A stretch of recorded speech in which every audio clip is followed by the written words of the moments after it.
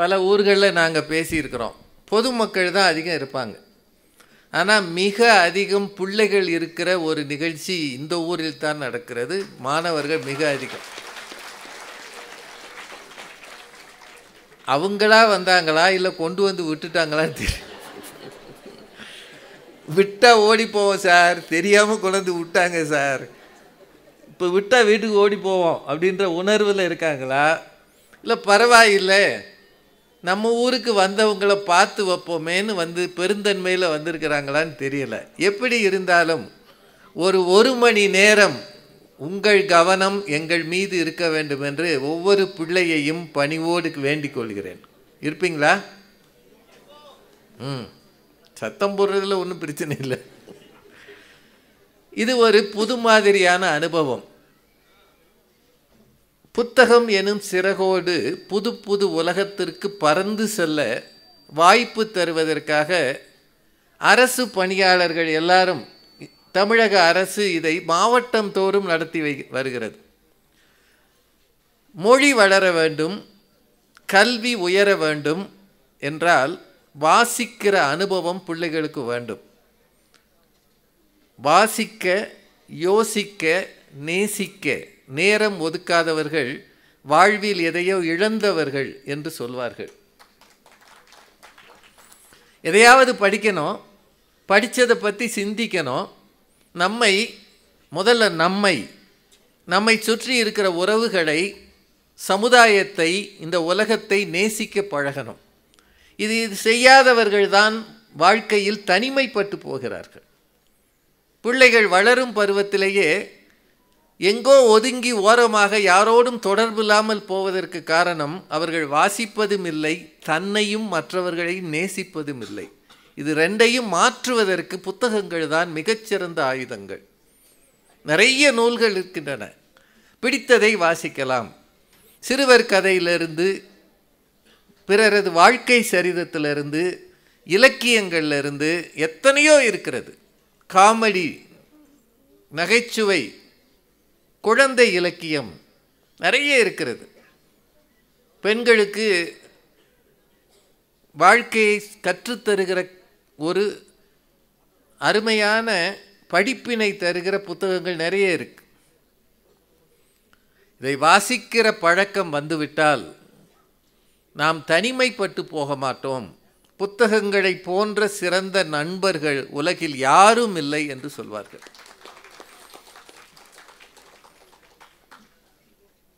எங்கு சென்றாலும் கையிலே ஒரு புத்தகத்தை எடுத்து செல்வது ஒரு காலத்து வழக்கமாக இருந்தது. ஆனால் இன்றைக்கு மொபைல் வந்த பிறகு வாசிப்பது குறைந்து இருக்கிறது. மொபைலில் வர்ற மெசேஜை வாசித்தாலே கண்ணு கெட்டு போயிடும் போல். அதை தவிர எதையும் யாரும் பார்க்கறதில்லை. அதனால் மீண்டும் வாசிக்கிற ஒரு பழக்கத்தை உருவாக்குவதற்கு இந்த புத்தக கண்காட்சிகள், திருவிழாக்கள் உதவும் என்று தமிழக அரசாங்கம் நினைக்கிறது. அதற்காக தமிழக அரசுக்கு நன்றியை தெரிவித்துக் கொள்வோம்.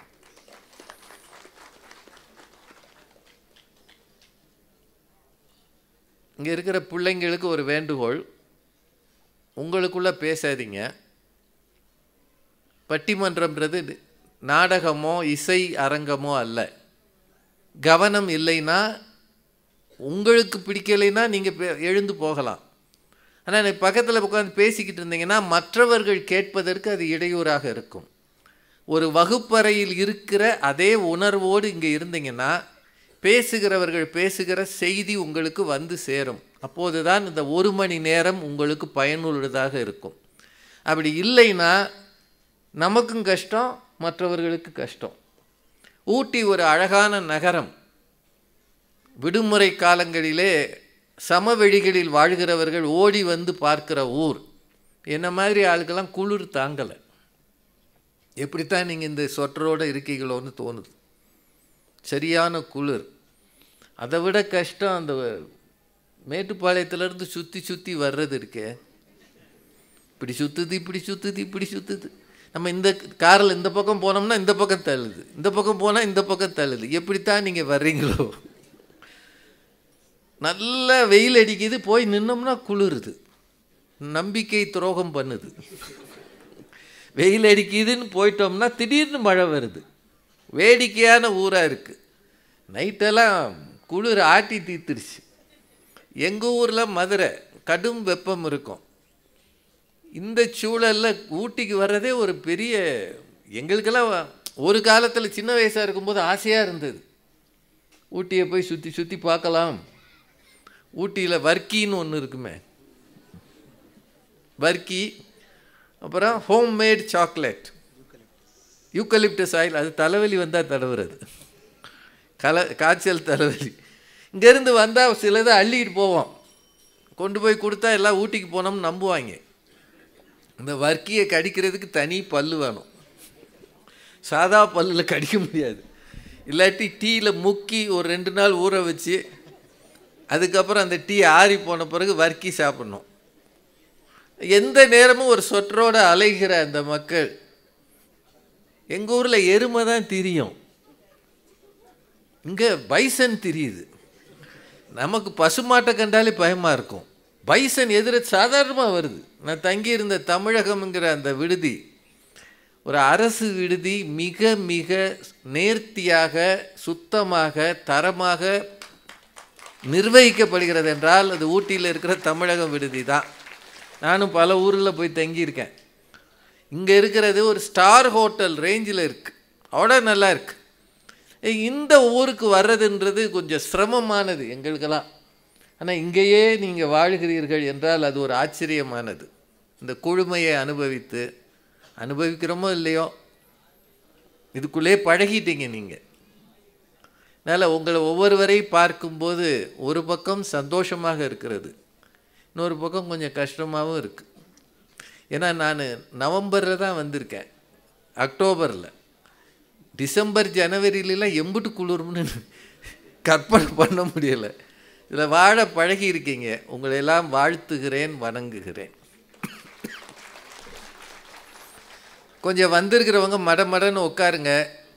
பட்டிமன்றம் தொடங்கினா சத்தம் இல்லாமல் இருக்கணும். நீங்கள் கூட்டத்தில் குனிஞ்சு பேசுனா தெரியாதுன்னு நினைக்காதீங்க, நான் இங்கேருந்து கவனிச்சிக்கிட்டே இருப்பேன். முதல்ல இந்த தலைமுறைக்கு இல்லாத ஒரு வழக்கம் என்ன அப்படின்னா கேட்பது. இப்போ நாங்கள் சின்ன வயதுலெல்லாம் மாணவர்களாக இருக்கும்போது பெரியவங்க பேசுனா கேட்போம். பேராசிரியர் சாலமன் பாப்பையா பேசுகிற நிகழ்ச்சிகளை தொடர்ந்து கேட்டதால் தான் நான் ஒரு பேச்சாளனாகவே வந்தேன். நான் தமிழ் இலக்கியமெல்லாம் படித்தவன் அல்ல. கல்லூரியில் நான் படித்தது வணிகவியல். கற்றிலன் ஆயினும் கேட்க அப்படின்னு திருக்குறள் இருக்கு.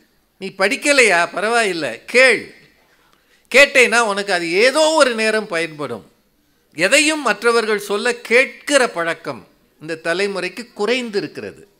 அதனால் உங்களையெல்லாம் கேட்க வைப்பதற்காகத்தான் இந்த பட்டிமன்றத்தில் உங்களை கூப்பிட்டு வச்சுருக்கிறாங்க.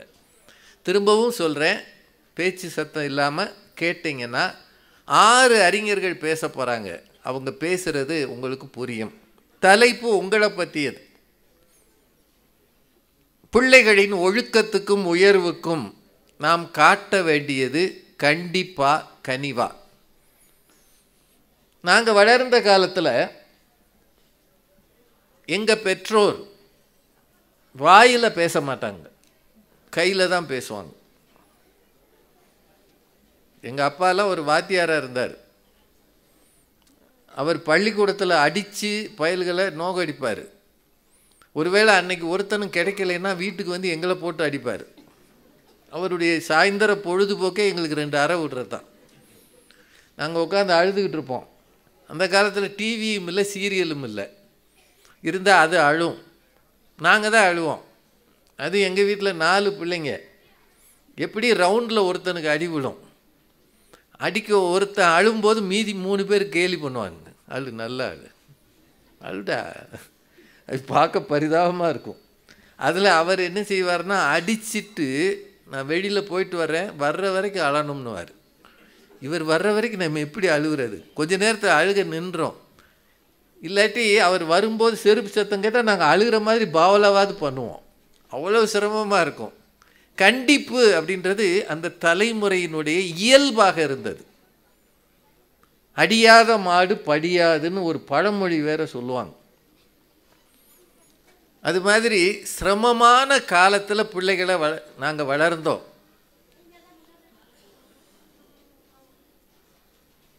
கொஞ்சம் வந்து உட்காந்துருங்களேன். பேசிக்கிட்டே இருந்தீங்கன்னா நான் பேச முடியாது. இவ்வளோ பேருக்கு இடம் இருக்குமா தெரியலையா? இடம் இல்லைன்னா மேடையில் வந்து உட்காந்துருங்க. இல்லை நான் எந்திரிச்சுக்கிறேன், என் சீட்டில் உட்காருங்க. ஐயா கொஞ்சம் சீக்கிரமாக உட்காருங்க. பின்னாடி இருக்கிறவங்களாம் கொஞ்சம் முன்னாடி வாங்க. இந்த பிள்ளைகளை வளர்க்கும் போது நாம் காட்ட வேண்டியது கண்டிப்பா கனிவா. கண்டிப்பு அப்படின்றது சில கட்டுப்பாடுகளை விதிப்பது, கண்ணால் அதட்டுவது, வார்த்தைகளால் மிரட்டுவது, எங்க காலத்தில் போட்டு உதப்பது. அது எங்க காலத்தில் ஆசிரியர்களுக்கு முழு சுதந்திரம் இருந்தது. எங்களுக்கு ஒரு கிராஃப்ட் மாஸ்டர் இருந்தார், இஞ்ஞாசின்னு அவர் பேர். அவர் காதை பிடிச்சார்னா ரத்தம் வராமல் விட மாட்டார். இந்த காதில் இந்த இடத்த பிடிச்சி இப்படி கிள்ளுனார்னா அவர் விரலில் ரத்தம் பட்டால் தான் விடுவார். இப்போ எனக்கெல்லாம் காது குத்துன மாதிரியே இருக்கும், அது அவர் குத்துனது. அவ்வளவு தூரம் கடுமையாக நடந்து கொள்வார்கள். அந்த காலம் எல்லாம் இப்போ போயிடுச்சு. மாணவனை பார்த்து ஏதாவது சொன்னால் உடனே கோவிச்சுக்கிறான். நீ யார் என்னை திட்டுறதுக்குன்றான். என்னப்பா இது செட்டில் ஆகாதா? ஐயா கொஞ்சம் பேசாமல் இருக்க சொல்லுங்கள் அவங்கள. இடம் இருக்கிற இடத்துல உட்காருங்க, இல்லாட்டி மேடையில் வந்து உட்காருங்க கொஞ்ச நேரம். இல்லை நீங்கள் மைக் தம்பி தம்பி தம்பி பட்டிமன்றம் தொடங்கின பிறகு மைக் எடுக்கக்கூடாது. நம்ம பேச ஆரம்பித்த பிறகு ஆளாளுக்கு அனௌன்ஸ் பண்ணக்கூடாது, அது தப்பு. அது இப்போ 6 பேர் பேச போகிறாங்க. கண்டிப்பு அப்படின்னு சொல்கிறதுக்கு ஒரு 3 பேர். ஃப்ரீயாக விட்டோம்னா அவன் திருந்த மாட்டான் சார், முன்னேற மாட்டான், வளர மாட்டான், கெட்டு போயிடுவான் அப்படின்னு சொல்கிறதுக்கு திரு சின்னையா தாமரை செல்வன். நீங்களா? அவர் அமைப்பு சாரா கட்டுமான தொழிலாளர் சங்கத்தை சார்ந்தவர், மேடை பேச்சாளர். நான் இன்றைக்கி தான் இவங்களெல்லாம் பார்க்குறேன், எனக்கு இவங்களை முன்ன பின்ன தெரியாது. ஆனால் உங்கள் நிர்வாகம் இவர்களையெல்லாம் பேச்சாளர்களாக கொண்டு வந்திருக்கிறது. வழக்கமாக பட்டிமன்றத்தில் ஒரு குரூப் பேச்சாளர்கள் இருப்பாங்க, நீங்கள் பார்த்துருக்கிற முகங்கள். ஆனால் இங்கே எனக்கு தெரிய வேறு எந்த மாவட்டமும் செய்யாத ஒன்றை நீலகிரி மாவட்டம் செய்திருக்கிறது. நம்ம ஊர் ஆளுகளை பேச வைப்போமே, அவங்களுக்கு ஒரு மேடை தருவோமே, இதை பார்த்து இங்கு இருக்கிறவர்கள் ஒரு உற்சாகமும் உத்வேகமும் பெறலாமே என்கிற நோக்கத்தில் இந்த மாவட்ட நிர்வாகம் ஒரு 6 பேரை ரெடி பண்ணியிருக்காங்க. திரு சின்னையா அவர்கள் முதல் பேச்சாளர். அவரோடு சேர்ந்து கண்டிப்புத்தான். எங்கள் அப்பாலாம் என்னை கண்டித்ததால தான் நான் பேச்சாளர் ஆகியிருக்கேன். இல்லாட்டி என்ன செஞ்சுருப்பேன்? இதுவரைக்கும் முடி வச்சு இந்த சுற்றி ஒட்டை வெட்டி இதில் 4 கோடு போட்டு ஒரு பைக்கில் ஏறி ஒத்த சக்கரத்தில் ஓட்டிகிட்டு போவேன். ஏண்டா 2 சக்கரம் இருக்குன்னா, இல்லை 1 சக்கரம் எனக்கு போதும். அதுக்கு பேர் வீலிங்காமே. பின் சக்கரம் மட்டும் பறக்குது, விழுந்தான்னா பறந்துடுவான். அப்படி இல்லாமல் நான் ஒரு நல்ல பையனாக இருக்கிறேனே, அதுக்கு காரணம் கண்டிப்பு தான் சொல்கிறதுக்கு சுதீர். அந்த அணியில் நிறைவாக திருமதி கிருஷ்ணகுமாரி அரசன் அவர்கள், கவிஞர், சமூக சேவகி, கவிதை எழுதுகிறாங்க. கவிஞராக பேச வந்துடும்ல. 3 பேர், 3 பேருமே கண்டிப்பு அப்படின்னு பேச போகிறாங்க. இல்லைங்க, பிள்ளைகளுக்கு சொன்னால் புரியும்.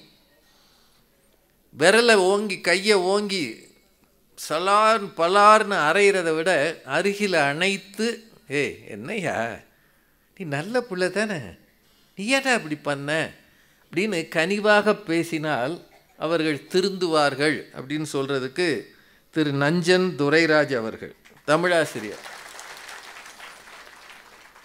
தமிழாசிரியராக இருக்கிறார்.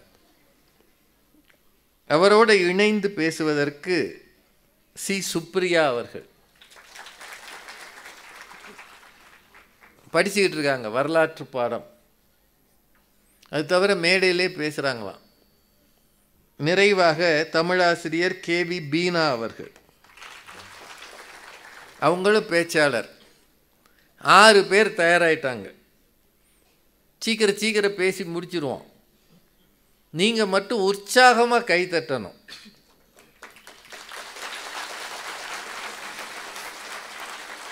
ஒருவேளை இந்த அரங்குக்கு வராமல் வெளியில் நிற்பவர்கள், இந்த வழியாக போகிறவங்களுக்கு இங்கே ஏதோ ஒரு நிகழ்ச்சி நடக்குதுன்னு தெரிகிற மாதிரி இருக்கணும் உங்கள் கைத்தட்டல். அதான் நான் நல்லது இல்லையா?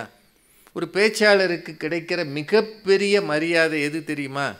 மேடையில் போடுற இந்த ஷாலோ, இப்போ இங்கே கொடுக்குறாங்களே ஒரு நினைவு பரிசு, இது இல்லை.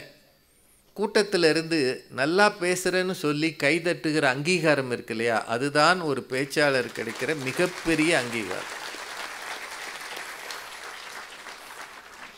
இந்த தலைப்பு பிள்ளைகளின் வாழ்க்கையோடு தொடர்புடையது. பெற்றோருக்கு பெரும் பிரச்சனை பிள்ளைகளாக எப்படி வளர்க்கிறதுன்றதான். இப்போல்லாம் த ஆர்ட் ஆஃப் பேரண்டிங்னு வகுப்பு நடத்துகிறாங்க. பணம் கொடுத்து பெற்றோர் போய் கேட்குறாங்க. ஒரு செஷனுக்கு 1000 ரூபாய். அங்கே வந்து எப்படி புள்ள வளர்க்குறதுன்னு சொல்லி கொடுக்குற ஆள் கல்யாணமே ஆகாத ஆள். உனக்கே கல்யாணம் ஆகலை, நீ எப்படா புள்ள வளர்க்குறத சொல்லி கொடுப்பேன்னா தெரியும்ன்றான் அவன். பிள்ளையை வளர்த்து அதில் இருக்கிற சிரமங்களை கண்ட பெற்றோருக்கு தான் எப்படி புள்ள வளர்க்குறது வளர்க்கக்கூடாதுன்னு தெரியும். ஆனால் நம்ம ஊரில் பேச தெரிஞ்சால் என்ன வேணாலும் பேசலாம். இப்போ தான் அவனுக்கு 30 வயசு ஆகிருக்கும். The art of parenting, I tell you அப்படின்னு ஆரம்பிச்சிடறான்.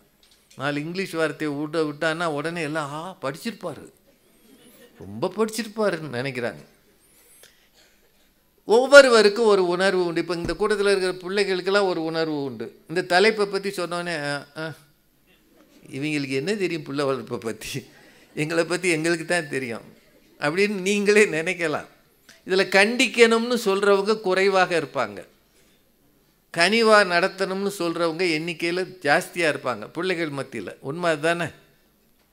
கோமா பேசுனா 2 நாளைக்கு சாப்பிட மாட்டேங்கிறான் இல்லையா பயிலுக்கு. ஐ ஹேட் யூன்றான். யாரை? அம்மாவை.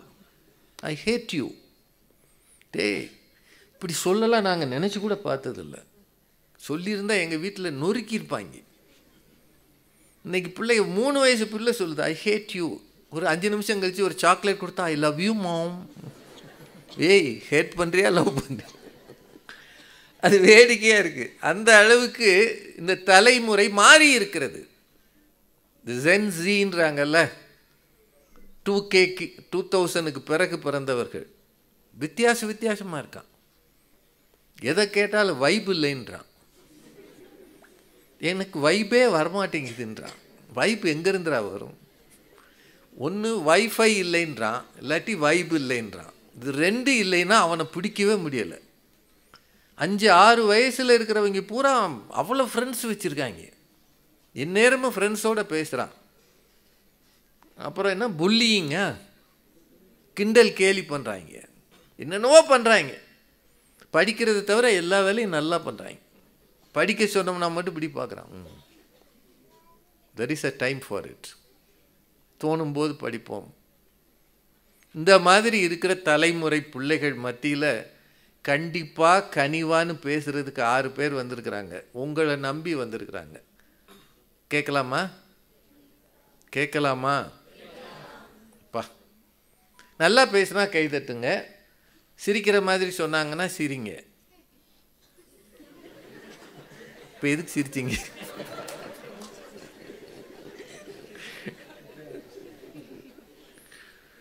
நிறைய பின்னாடி நிற்கிறாங்க, கொஞ்சம் முன்னாடி வர்றதுன்னா வாங்க. இந்த அரங்கத்தில் மாணவர்களே பெரும் பகுதி அமர்ந்ததால் மக்களுக்கு கொஞ்சம் நெருக்கடி தான். அதனால் நீங்கள் எல்லோரும் அனுசரித்து சத்தம் இல்லாமல் உடனே பின்னாடி அவ்வளோ பார்க்காதீங்க. நமக்கு இருக்கிற ஒரு கெட்ட பழக்கம் என்னென்னா ஒன்று சொல்லிவிட்டு அத்தனை பேர் உடனே திரும்பிடுறது. இந்த ஏற்பாட்டை செய்த மாவட்ட நிர்வாகத்துக்கு மீண்டும் நன்றியை சொல்லி, பிள்ளைகளின் ஒழுக்கத்திற்கும் உயர்வுக்கும் நாம் காட்ட வேண்டியது கண்டிப்பா கனிவா என்கிற இந்த பட்டிமன்றம் தொடங்குகிறது. கண்டிப்பே என்று பேச வருகிறார். 7 நிமிஷம் பேசுவாங்க எல்லாரும், அதுக்கு மேலே பேச மாட்டாங்க.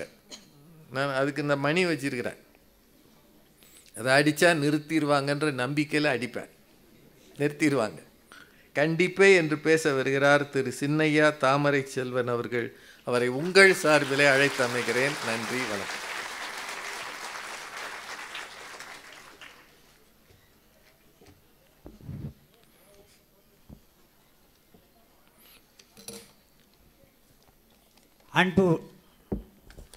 அன்பு உள்ளம் கொண்ட மலை மாவட்டத்தின் மண்ணின் மைந்தர்களே, பிள்ளைகளின் ஒழுக்கத்திற்கு உயர்விற்கும் நாம் காட்ட வேண்டியது கண்டிப்பே கனிவே என்கின்ற தலைப்பிலே இன்றைக்கு பட்டி தொட்டிகளெல்லாம் நமது நடுவர் அவர்களை தெரியாதவர்களே கிடையாது. இன்றைக்கு எங்கெல்லாம் தமிழர்கள் வாழ்கிறார்களோ அங்கெல்லாம் சென்று பட்டிமன்றங்களை நடத்தி நம் தமிழுக்கும் தமிழ் மக்களுக்கும் இந்த பகுதியில் மட்டுமல்ல, இன்றைக்கு உலகம் முழுவதும் ஒரு தமிழுக்கு உத்தரவாதம் கொடுத்து கொண்டு இன்றைக்கு நடுவராக இங்கே வருகை தந்திருக்கிற நமது நடுவர் அவர்களே, உங்களுக்கு எனது முதற்கண் வணக்கத்தை தெரிவித்துக் கொள்கிறேன். அதோடு இன்றைக்கி பார்த்தீங்கன்னா நடுவர் அவர்களே நல்ல ஒரு தலைப்பை கொடுத்திருக்கிறார்கள். இன்றைக்கு பிள்ளைகளை கண்டித்து வளர்க்கணுமா கனிவாக பேசி வளர்க்கணுமான்னு.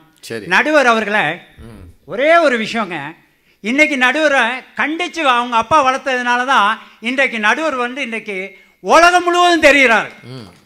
விட்டுருந்தா என்ன இருக்கும், சும்மா விட்டுருந்தா அங்கே மதுரையில் எங்கேயோ இருந்திருப்பார். இப்போ நாங்கள் இருக்கணும்ன்றீங்க? இல்லை நடுவர் அவர்களை, நீங்கள் இன்னைக்கு உலகம் முழுவதும் தெரிகிறது அந்த கண்டிப்பு தான் காரணமாக இருந்திருக்கு. சரி, இதெல்லாம் உங்கள் அன்னைக்கான பாயிண்ட்டு. நடுவர் அவர்களை அது மட்டும் இல்லை, இன்னைக்கு பார்த்தீங்கன்னா நடுவர் அவர்களை இன்றைக்கு உங்களை இன்றைக்கு பெரிய நீதிபதியாக தான் நாங்கள் பார்க்குறோம். ஏன்னா கண்டிப்புக்கு தான் நீங்கள் தீர்ப்பு சொல்ல போகிறீங்க, அது எல்லாருக்கும் தெரியும். ஏன்னா கண்டிப்பு இருந்தால் தானே குழந்தைங்களை வளர்க்க முடியும். தெரியாமல் பேசிட்டேன், அதை மன்னிச்சிருங்க. நடுவர் அவர்களை ஒரே ஒரு விஷயம், நம்ம கிராமப்பகுதியில் சொல்லுவாங்க, ஒடிச்சு வளர்க்காத முருங்கையும் அடிச்சு வளர்க்காத புள்ளையும் இந்த வீட்டுக்கும் ஆகாது இந்த நாட்டுக்கும் ஆகாது. நடுவர் அவர்களை குழந்தைன்னா கண்டிச்சு வளர்க்கணும், முருங்கன்னா ஒடிச்சு விடணும், அப்பதான் அது படரும். இல்லைன்னா அந்த முருங்கை அப்படியே எப்படி வளர்ந்து ஒரு கோடாலி கணைக்கு கூட ஆகாது. நடுவர் அவர்களை எப்படி வளர்ந்தாலும் முருங்கை கோடாலிக்கு ஆகாதுங்க. அது ஒடிச்சாலும் சரி ஒடிக்காலும் சரி, அது கொஞ்சம் பறிக்கிறதுக்காவது ஆகுமேன்னு தான் நடுவர் அவர்களை ஒடிச்சு காய் வரும், அவ்வளவுதான் நடுவர் அவர்களை. அது மாதிரி அது மட்டும் இல்லை நடுவர் அவர்களை, இன்னைக்கு பார்த்தீங்கன்னா இன்றைக்கு நம் பிள்ளைகள்கிட்ட நாம் என்னன்னா சொல்லணும் நடுவர்களை, யார்கிட்ட பேசணும் யார்கிட்ட பழகக்கூடாது. நடுவர் அவர்களை நீங்கள் நம்ம சூப்பர் ஸ்டாரோ ஒரு படம் நடிச்சிருப்பீங்க, அந்த படத்தில் அழகாக சொல்லியிருப்பீங்க சூப்பர் ஸ்டார்ட்ட வாங்க பழகலான்னு. இன்னைக்கு பழகிறதுக்கே பயமா இருக்கு நடுவர் அவர்களை. யாரோட? இன்றைக்கு நடுவர் அவர்களை உங்களோட இல்லை நடுவர் அவர்களை, இன்றைக்கு பசங்க யாரு கூட பையன் சேரணும் அப்படின்னு சொல்ல வேண்டியதா இருக்கு. எனக்கு தெரியாது, தெரியும் நடுவர் அவர்களை, நாம சொன்னாலும் அவர் நடுவர்களையும் ஏத்துக்கிறது இல்லை அந்த பையன். நம்ம சொல்றதை விட்டு தான் வேற எது செய்வோம். ஆமா, எதை செய்யாதன்னு சொல்றோமோ அதை செய்யறான். ஆனா நம்ம அதை மீறி வளர்த்தாத்தா இன்றைக்கு அவன் இந்த நாட்டில் இந்த சமுதாயத்தில் ஒரு மனிதனா வரணும்னா கண்டிப்பா இருக்கணும் நடுவர் அவர்களை. சரி, அது மட்டும் இல்லை, இன்னைக்கு பார்த்தீங்கன்னா இன்னைக்கு பசங்களை பார்த்தீங்கன்னா இன்றைக்கு ஜிம்முக்கு போகிறான், சந்தோஷப்படும். போன வாரம் நடுவர் அவர்களை போத்தேரியில் ஒரு ஜிம்மு இதில் நிகழ்ச்சி நடக்குது. அதில் பார்த்தீங்கன்னா அத்தனை பேர் ஆணாலக மாதிரி ஜட்டியோடு நிற்கிறான். அவன் பூரா கஞ்சா கிடையாது, அபின் கிடையாது, ஒரு புயல போடுறதில்ல, ஒரு பீடி குடிக்கிறதில்ல, ஒரு போதை பழக்கத்துக்கு அடிமை இல்லாதவன் நடுவர் அவர்களை. நல்லா இருக்கான், நல்லா இருக்கான். ஆனா இன்னைக்கு பார்த்தா இன்றைக்கு ஒவ்வொரு பள்ளிகளிலையும் இன்றைக்கு காலேஜுக்கும் அனுப்புறதுக்கே பயமா இருக்கு நடுவர் அவர்களை. இன்றைக்கு போதைக்கும் மதுக்கும் இன்றைக்கு இருக்க புகைப்படி பழக்கத்துக்கும் தான் அடிமையாகிறான்.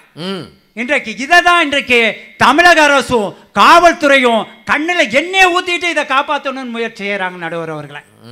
ஆனால் நாம் என்னன்னா பையனை கண்டிக்காமல் விட்டுட்டு கனிவாக பேசி, தம்பி நீ ஒன்றுமே பரவாயில்ல, நீ குடிக்காட்டி பரவாயில்லன்னு சொன்னா அவன் குடிப்பான் நடுவர்களே. அப்படியா? ஆமாம் நடுவர்களே. நம்ம பையன் இன்னைக்கு வண்டி கேட்குறான். வண்டி என்னடா வண்டி வேணும் அப்படின்னா சாதா வண்டிகள்லாம் கேட்கறது இல்லை. இன்றைக்கு ஒரு வண்டி 2.5 லட்சம் 3 லட்சம். ஆனால் பையன் வாங்கி கொடுக்கலாம் காலேஜுக்கு போக மாட்டேங்கிறான் நடுவர் அவர்களே. ஆனால் கண்டிச்சு சொல்கிறோம், தம்பி உனக்கு நான் வண்டி வாங்கி தரேன், எப்போ காலேஜ் முடிச்சிட்டு வா, நீயே சம்பாதி, நீயே வேலைக்கு போ, நீ அன்னைக்கு BMW காரு கூட வாங்கிக்க, ஏத்திட்டு போ. ஏத்திட்டு போ. அவன் அதுக்கு தானே வாங்க சொல்றது. ஆமா நடுவர், நாம கொஞ்சம் சோகமா போயிடலாம்ல. புள்ள பெத்ததுக்கு வேற என்ன கிடைச்சது? BMW தான்.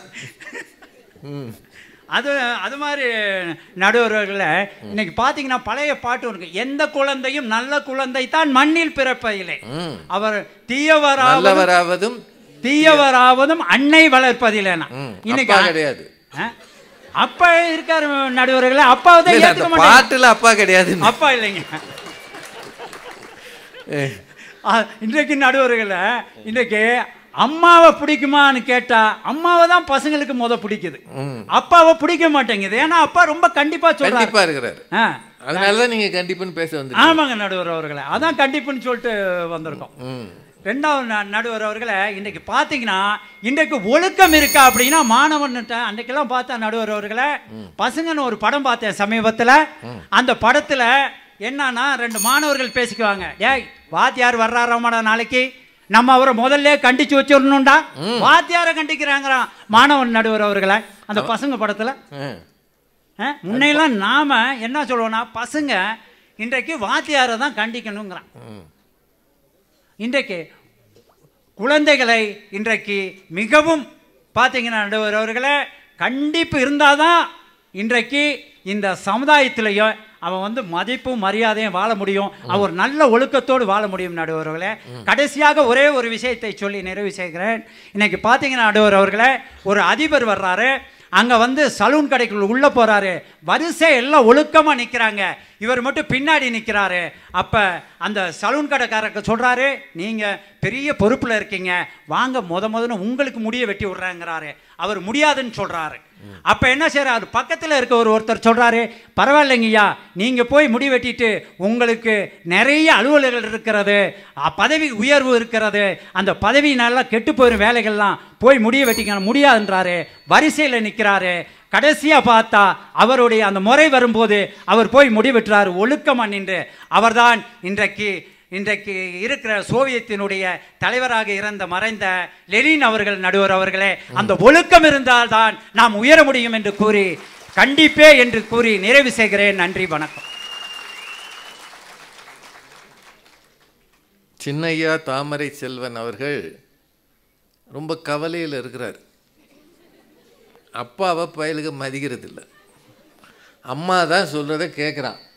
அதுக்கு ஒரு பாட்டு வேற எடுத்துகிட்டு வந்தார், எந்த குழந்தையும் நல்ல குழந்தை தான் மண்ணில் பிறக்கையிலே, நல்லவராவதும் தீயவராவதும் அன்னை வளர்ப்பினில்லை. அப்பாவுக்கு இடமே இல்லை அங்கே. அந்த கவலையில் போதைப் பொருள் பழக்கத்துக்கு போகிறான், பிரச்சனைக்கு உள்ளாகிறான். கண்டிச்சாதான் முருங்கையை ஒடிக்கணும், பிள்ளைய அடிக்கணும், அப்புறம் எப்படி அவன் நம்ம சொல்கிறது கேட்பான்? ரொம்ப கவலையோடு பேசியிருக்கிறார். ஆனால் அவர் சொன்னது சில செய்திகள் நல்ல செய்தி. இந்த காலத்து பயலுக காஸ்ட்லி பைக் கேட்குறான். அப்பா சம்பளம் 20,000, இவன் நினைக்கிற பைக்கு 2 லட்சம். எங்கேருந்து வாங்குறது? இதெல்லாம் எதுக்கு என்னை பெத்தைன்றான். பைக் வாங்கி கொடுக்குறதுக்கா பெத்தாரு? சொல்ல முடியலை. அந்த கவலைகளையெல்லாம் சொல்லி இவர் சொன்னது நல்லா இருந்தது, நீயே சம்பாதி, பைக் வாங்கு, BMW வாங்கு, என்னையும் ஏற்றி ஓட்டிட்டு போ. நல்லா பேசியிருக்கிறாரு. அவருக்கு எல்லார் சார்பாகவும் பாராட்டுகள். அதெல்லாம் இல்லைங்க, நம்ம பிள்ளைகள் தானே, சொன்னால் கேட்டுக்குவான். கனிவாக தான் வளர்க்கணும் அப்படின்னு சொல்கிறதுக்கு திரு நஞ்சன் துரைராஜ் அவர்கள். வாங்கய்யா, வாங்கய்யா. தமிழாசிரியர்.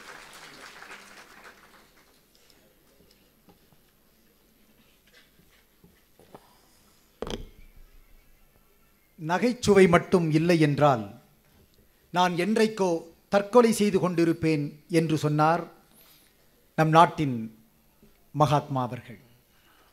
இன்று தன்னுடைய நகைச்சுவை உணர்வினால் பட்டி தொட்டி எங்கும் அகில உலகம் எங்கும் இருக்கும் அனைத்து தமிழர்களையும் கட்டி போட்டு கொண்டிருக்கக்கூடிய பட்டிமன்றத்தினுடைய நடுவர் அவர்களே, போற்றுதலுக்கும் பாராட்டுதலுக்கும் உரிய இரு அணியைச் சேர்ந்த பேச்சாளர் பெருமக்களே, வருங்கால இந்தியாவை உருவாக்கக்கூடிய ஆசிரிய பெருமக்களே, ஆன்றோரே சான்றோரே என் போன்றோரே, உங்கள் அத்துணை பேருக்கும் என் முத்தான முதல் வணக்கம். நடுவர் அவர்களே, சமீபத்திலே ஒரு நிகழ்வு ஒன்று நடந்தது. ஒரு 6ஆம் வகுப்பிலே ஒரு மாணவனை சேர்த்திருக்கிறார் ஒரு தந்தையார். அந்த பிள்ளை 4 மணி ஆன நேரத்திலே பள்ளிக்கூடத்திலிருந்து வெளியே வந்து கொண்டிருக்கிறான். முதல் நாள் வகுப்பு எப்படி இருக்கிறது என்பதை பார்ப்பதற்காக தந்தை அங்கே காத்து கொண்டிருக்கிறார். பையன் வேகமாக ஓடி வர்றான். அப்பா கேட்டார், பள்ளிக்கூடத்துக்கு போயிட்டு வர்றது பிடிக்குதா அப்படின்னு. அந்த மாணவன் சொன்னான், பள்ளிக்கூடத்துக்கு போகிறதும் பிடிக்குது, வர்றதும் பிடிக்குதுப்பா, இடையில அங்கே தங்கறது தான் பிடிக்கல அப்படின்னா. வந்துட்டு உடனே போயிட வேண்டியதான். அப்படிதான் செய்யணும்னு நினைக்கிறேங்க நடுவர் அவர்களே. அப்பா கேட்குறாரு, ஏன் அப்படின்னு சொல்லி கேட்கும்போது, டீச்சர்ஸ் எல்லாம் ரொம்ப ஸ்ட்ரிக்டாக இருக்காங்கப்பா அப்படின்ட்டு சொல்கிறான். இன்றைக்கு கண்டிப்பை காட்டக்கூடியவர்கள் ஆசிரியர்களாக இருந்தாலும் சரி, வீட்டிலே கண்டிப்பை காட்டினாலும் சரி, இந்த தலைமுறையினருக்கு அது பிடிக்கவில்லை என்பதுதான் நிதர்சனமான உண்மை. கனம் நடுவர் அவர்களே, எதிரணியிலே இருந்து நம்முடைய ஐயா அவர்கள் வந்தார்கள். மிக அற்புதமான வார்த்தைகளை பேசினார்கள். Spare the rod, spoil the child என்று சொல்லுவார்கள். அதைத்தான் முருங்கை மரத்தோடு ஒப்பிட்டு அவர்கள் சொன்னார்கள். நான் தெரியாமல் தான் கேட்கிறேன், அந்த வரி விவிலியத்திலே பழைய ஏற்பாட்டில் இருக்கக்கூடிய ஒரு வரி. அது நாம் எந்த காலத்தில் இருந்துகிட்டு இருக்கோம்? 2024. பழையன கழிதலும் புதியன புகுதலும் வழுவலை என்று சொல்லக்கூடிய காலகட்டத்திலே இருந்து கொண்டிருக்கிறோம். இன்றைக்கும் நாம் கண்டிப்பு என்று சொன்னால் நாம் பல தலைமுறைகளை இழக்கக்கூடிய சூழ்நிலை உருவாகிவிடும் என்பதை நாம் மனதிலே வைத்துக் கொள்ள வேண்டும். கனம் நடுவர் அவர்களே, அப்படியே விட்டுறணும். நடுவர் அவர்களே, நான் அப்படியே விட வேண்டும் என்று சொல்லவில்லை. இல்ல, பிரியமா விட்டுறணும். ஆமாங்க நடுவர் அவர்களே, இந்த காலத்து பிள்ளைகளுக்கு கண்டிப்பு என்பது கசந்து போய்விட்ட ஒன்றாகத்தான் இருக்கிறது. மனுநீதி என்று சொல்லக்கூடிய ஒரு நூல் இருக்கிறது. அந்த நூலிலே அழகான ஒரு வாசகம் இருக்கிறது. இந்த வாசகம் என்ன சொல்லுகிறது என்றால், 10 ஆசிரியர்கள் ஒரு குருவுக்கு சமம் என்று சொல்வார்கள், 10 குருக்கள் ஒரு தந்தைக்கு சமம் என்று சொல்வார்கள், 10 தந்தையர்கள் சேர்ந்தால் ஒரு தாய்க்கு சமம் என்று சொல்லுகிறார்கள். என்றால் ஒரு குழந்தையை உருவாக்கக்கூடிய அந்த நிலை யாரை சார்ந்து இருக்கிறது என்றால் அந்த தாயை சார்ந்து இருக்கிறது. அதைத்தான் அவர் சொன்னார், எந்த குழந்தையும் நல்ல குழந்தை தான் மண்ணில் பிறக்கையிலே அவர் நல்லவராவதும் தீயவராவதும் அன்னை வளர்ப்பினிலே என்று சொன்னார்கள். இப்படி உருவாகக்கூடிய அந்த பிள்ளைகளை பற்றி ஒரு முக்கியமான தகவலை நான் சொல்லியாக வேண்டும். ஒரு தாயினால் அன்பாக, அனுசரணையாக, கனிவாக வளர்க்கப்பட்ட ஒரு குழந்தை யார் என்று பார்த்தால், நான் பழங்காலத்துக்கு செல்வேன் என்று நினைக்க வேண்டாம், இன்றைக்கு ஒளியை கொடுத்து கொண்டிருக்கக்கூடிய அரிய கண்டுபிடிப்பை செய்த Thomas Alva Edison. Thomas Alva Edison பள்ளிக்கூடத்தில் இருக்கிற பொழுது அனைத்து ஆசிரிய பெருமக்களாலும் நிராகரிக்கப்பட்ட ஒரு குழந்தை அவன். எல்லா ஆசிரியர்களும் சொன்னார்கள், God created Edison but he forgot to keep the brain on his head என்று அவனுடைய தலையிலே மூளையை வைக்க கடவுளே மறந்து விட்டதாக சொல்லுவார்கள். அப்படி நிராகரிக்கப்பட்ட அந்த பிள்ளைக்கு தன்னுடைய தாய் சொன்னார், உன்னுடைய திறமைக்கேற்ற உன்னை வளர்ப்பதற்கு அல்லது ஆளாக்குவதற்கு உன்னுடைய ஆசிரியர்களுக்கு தெரியவில்லை. மகனே, நான் உனக்கு பாடத்தை கற்றுக் கொடுக்கிறேன், நீ வா என்று அழைத்து கொண்டு வந்து அந்த எடிசனுக்கு மிகப்பெரிய உற்சாகத்தையும் கனிவையும் காட்டி ஆளாக்கியதனுடைய விளைவு இன்று உலகம் போற்றக்கூடிய ஒரு பெரிய விஞ்ஞானியாக வந்திருக்கிறார். என்றால் தாயினுடைய கனிவு எந்த அளவுக்கு ஒரு பிள்ளையை உருவாக்கும் என்பதை சிந்தித்து பார்க்க வேண்டும். நடுவர் அவர்களே, நான் கண்டிப்புக்கு எதிரானவன் அல்ல. இல்லை, நீங்க வாத்தியாரா வேற இருக்கீங்க. அதே சமயத்தில் நான் ஒரு உண்மையை நாம் ஒத்துக்கொண்டுதான் ஆக வேண்டும். வரலாற்றினுடைய பக்கங்களை எல்லாம் புரட்டி பார்த்தோமேயானால் சில பக்கங்களில் இரத்தக்கரை படிந்த பக்கங்கள் இன்றைக்கும் இருக்கத்தான் செய்கின்றன. அந்த பக்கங்களுக்கெல்லாம் சொந்தக்காரர் யார் என்று பார்த்தால் ஹிட்லர் என்ற பெயர் அங்கே குறிப்பிடப்பட்டிருப்பதை யாரும் மறுக்க முடியாது. ஹிட்லர் அவ்வளவு பெரிய கொடுங்கோலனாக மாறுவதற்கு என்ன காரணம் என்று அவருடைய ஆசிரியர்கள் மட்டுமல்ல எல்லா ஆராய்ச்சியாளர்களும் அவரை பற்றி ஆராய்ந்து பார்க்கிற பொழுது ஒரு கருத்தை தெரிவித்தார்கள். என்னவென்றால், தன்னுடைய தந்தையினுடைய கண்டிப்பும் அவர் வழங்கி இருக்கக்கூடிய மிகப்பெரிய தண்டனைகளும் தான் அவன் வருங்காலத்தில் எதிர்காலத்திலே மிகப்பெரிய கொடுங்கோலனாக ஆவதற்கு அடிப்படையாக இருந்திருக்கிறது என்று சொல்கிறார்கள். என்றால் ஒரு கண்டிப்பு ஒரு நல்ல மனிதனையும் கூட தலைக்கீழாக மாற்றிவிடும் என்பதை நாம் உணர்ந்து பார்க்க வேண்டும். நடுவர் அவர்களே, நான் கண்டிப்பு வேண்டாம் என்று சொல்லவில்லை. அழகாக தாரா பாரதி ஒரு இடத்திலே குறிப்பிடுகின்றார். குழந்தைகள் வருடம் தவறாமல் குழந்தைகள் தினத்தை கொண்டாடக்கூடியவர்களே, குழந்தைகள் தினத்தை கொண்டாடக்கூடிய நீங்கள் தினங்களை கொண்டாடுவதை விட்டுவிட்டு எப்பொழுது குழந்தைகளை கொண்டாடுவீர்கள் என்று கேட்பார். நாம் என்றைக்காவது குழந்தைகளை நாம் கொண்டாடி இருக்கிறோமா, கனிவாக அவர்களிடத்திலே நடந்திருக்கிறோமா என்றால் அதுதான் இன்றைய பிரச்சனையாக இருந்து கொண்டிருக்கிறது. கனிவை காட்டி பாருங்கள், அவர்கள் எந்த இடத்திற்கோ போகிறார்கள் என்பதிலே எந்த விதமான ஐயமும் இல்லை, சந்தேகமும் இல்லை. நடுவர் அவர்களே, வடமொழியிலே ஒரு ஸ்லோகம் உண்டு, சமஸ்கிருதத்திலே சொல்லப்படக்கூடிய ஸ்லோகம். அது பாலஸ் தாவத் பாலஸ் சக்த, தருணி ஸ்தாவத் தருணி சக்த, பரே பிரம்மண கோபின சக்தா என்ற ஒரு ஸ்லோகம் வருகிறது. ஒவ்வொரு பருவத்திலும் ஒவ்வொரு குழந்தைக்கும் ஒவ்வொரு பொருளின் மீது ஈடுபாடு இருக்கும், அதிலே அவர்கள் கவனம் செலுத்துவார்கள். மிக அழகாக சொல்லுவார்கள், குழந்தையாக இருக்கிற பொழுது பொம்மைகளை பார்த்தால் அந்த குழந்தைகளுக்கு ஆர்வம் அதிகமாக இருக்கும். வயோதிக இளைஞராக வாலிய பருவத்தில் இருக்கிற பொழுது அந்த பிள்ளைகளுக்கு விளையாட்டில் ஈடுபாடு அதிகமாக இருக்கும். ஆனால் அந்த விளையாட்டுத்தனமாக இருக்கக்கூடிய குழந்தைகளையும் கூட நாம் கட்டி அரவணைத்து அன்பை காட்டி அவர்களிடத்தில் கனிவாக நடப்போமையானால் அந்த விளையாட்டுத் துறையிலும் அவர்கள் சாதனை படைப்பார்கள் என்று சொன்னார்கள். என்றால் அந்த கனிவு இன்றைக்கு இல்லாமல் இருப்பதனால் தான் நாட்டிலே பல கொடுமைகள் நிகழ்ந்து கொண்டிருக்கின்றன என்பது எங்களுடைய வாதம். கணம் நடுவர் அவர்களே, நான் என்னுடைய பள்ளியிலே என்னுடைய வகுப்பில் நடந்த ஒரு சிறு சம்பவத்தை நான் இந்த நேரத்திலே பதிவு செய்ய ஆசைப்படுகின்றேன். அந்த காலத்திலிருந்து இந்த காலம் வரைக்கும் ஒயிட்னர் என்று சொல்லக்கூடிய ஒரு பொருளை மாணவர்கள் பயன்படுத்தி கொண்டிருந்தார்கள். ஐயா அவர்களும் கூட போதை பழக்கத்திற்கு ஆளாகக்கூடிய சூழ்நிலையை சொன்னார். நான் அந்த மாணவன் அந்த வகுப்பறையில் வந்து அமர்ந்த உடனேயே பார்த்தேன், அவனுடைய கைக்குட்டையிலே இருக்கக்கூடிய ஒன்றை முகர்ந்து முகர்ந்து பார்த்து அடுத்து 10வது நிமிடத்திலே ஒரு மயக்க நிலைக்கு கிரகிர்த்து போனான். அவன் என்ன என்று எனக்கு தெரியவில்லை. மாணவர்கள் என்னிடத்திலே சொன்னார்கள், சார் ஒயிட்னரில் இருக்கக்கூடிய அந்த ஸ்பிரிட் மாதிரி ஒன்று இருக்குது சார், அதை பயன்படுத்துகிறா சார், அதனால் இப்படி ஆயிட்டா அப்படின்னு சொன்னார்கள். நான் என்னுடைய தலைமை ஆசிரியரிடத்திலே கொண்டு போய் சொன்னேன். தலைமை ஆசிரியரும் நானும் கடுமையாக அந்த மாணவனை கண்டித்தோம். 3 மாதங்கள் பள்ளிக்கூடத்தின் பக்கமே அந்த பையன் வரவில்லை. எங்களுடைய கண்டிப்பு அவனை பள்ளிக்கூடத்திலிருந்து வெளியேறும்படியாக செய்துவிட்டது. ஆனால் ஒரு தன்னார்வ தொண்டு நிறுவனத்தைச் சேர்ந்த ஒருவரிடத்திலே இந்த விஷயத்தை நாங்கள் பகிர்ந்தோம். அவர் அவருடைய இல்லத்திற்கு சென்றார். அந்த பிள்ளையினிடத்திலே 3 மாதங்கள் தொடர்ந்து கனிவாக பேசினார். அந்த குழந்தை அந்த சூழ்நிலையிலிருந்து விடுபட்டு வந்தது. இன்றைக்கு டாஜ் நிறுவனத்திலே ஒரு மேலாளராக பணியாற்றி கொண்டிருக்கிறார். என்றால் கனிவுதான் ஒரு பிள்ளையை உருவாக்கும் என்று சொல்லி நல்லதோர் வாய்ப்புக்கு நன்றி பாராட்டி விடைபெறுகிறேன். நன்றி, வணக்கம். அருமை, நல்லாவே கைதட்டலாமே. ஒரு தமிழாசிரியர் மேடை பேச்சை எப்படி பேசணும் அப்படின்னு நல்லா தெரிந்தவர், மொழிகள் கற்றவர், சில வரலாறுகளை கையில் வைத்திருக்கிறவர். ஒரு நிகழ்ச்சியில் எப்படி பேசணும் அப்படின்னு நமக்கெல்லாம் ஒரு பாடம் நடத்தி இருக்கிறார். அவர் கண்டித்து ஒரு பையன் திருந்தலை, ஆனால் இன்னொரு தன்னார்வலர் போய் பேசி 3 மாதத்தில் சரி பண்ணிட்டாருன்னு சொல்கிறார். இந்த தலைமுறை பிள்ளைகள் கனிவைத்தான் எதிர்பார்க்கிறார்கள், கண்டிப்பை விரும்புவதில்லை. அவன் எதை எதிர்பார்க்கிறானோ அதை அவனுக்கு கொடுங்க, அவன் விரும்பாததை ஏன் கொடுக்குறீங்க அப்படின்னு ஒரு லாஜிக்கலாக கேள்வி கேட்குறார். கரெக்டு தானே? என்னங்க அவர் கேட்டது கரெக்டு தானே? பையன் எதை விரும்புகிறானோ, ஹிட்லரை சொன்னார், எடிசனை சொன்னார். ஹிட்லரது தந்தை மிக மோசமாக பிள்ளைகளை நடத்தியவர், ஹிட்லரை கடுமையாக கண்டித்தவர். அதனால்தான் அவர் கொடுங்கோலராக மாறினார் அப்படின்னார். இதெல்லாம் எதிரணி கேட்டுக்கிட்டு இருக்காங்க. அவர் என்ன சொல்ல போகிறாரோ, சுதீர் இளைஞர் வாங்கய்யா கண்டிப்பே.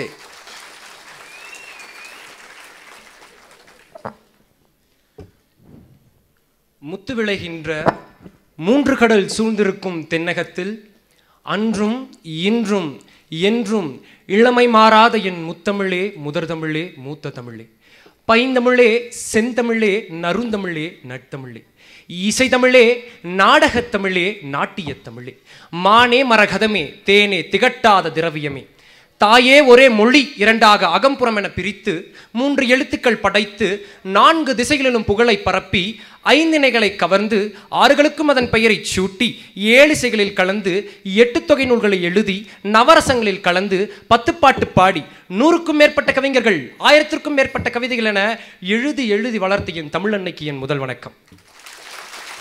சரி, எடுத்தவனே என்னடா இவன் இவ்வளோ பெரிய வணக்கத்தை வச்சுட்டு வந்துட்டான், அப்போ கண்டென்ட் எவ்வளோ பெருசாக இருக்குன்னு யோசிச்சிங்களா?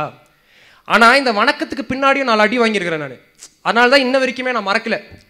சரியாக ஒரு நடுவர் அவர்களே ஒரு 6ஆம் வகுப்பு படிச்சுட்டு இருப்பேன். அப்போ வந்துட்டு எனக்கு பேச்சு போட்டி. ஒரு 6ஆம் வகுப்பு ஒரு தடவை தான் படித்தேன். ஒரு 6ஆம் வகுப்பு நானே இல்லை, அடிச்ச அடியில் ஒரு 3 6ஆம் வகுப்பு இருக்காக்கும். 6ஆம் வகுப்பு படித்தேன். சரிங்களா? 6ஆம் வகுப்பு படிக்கும் போது என்னுடைய பேச்சு போட்டி.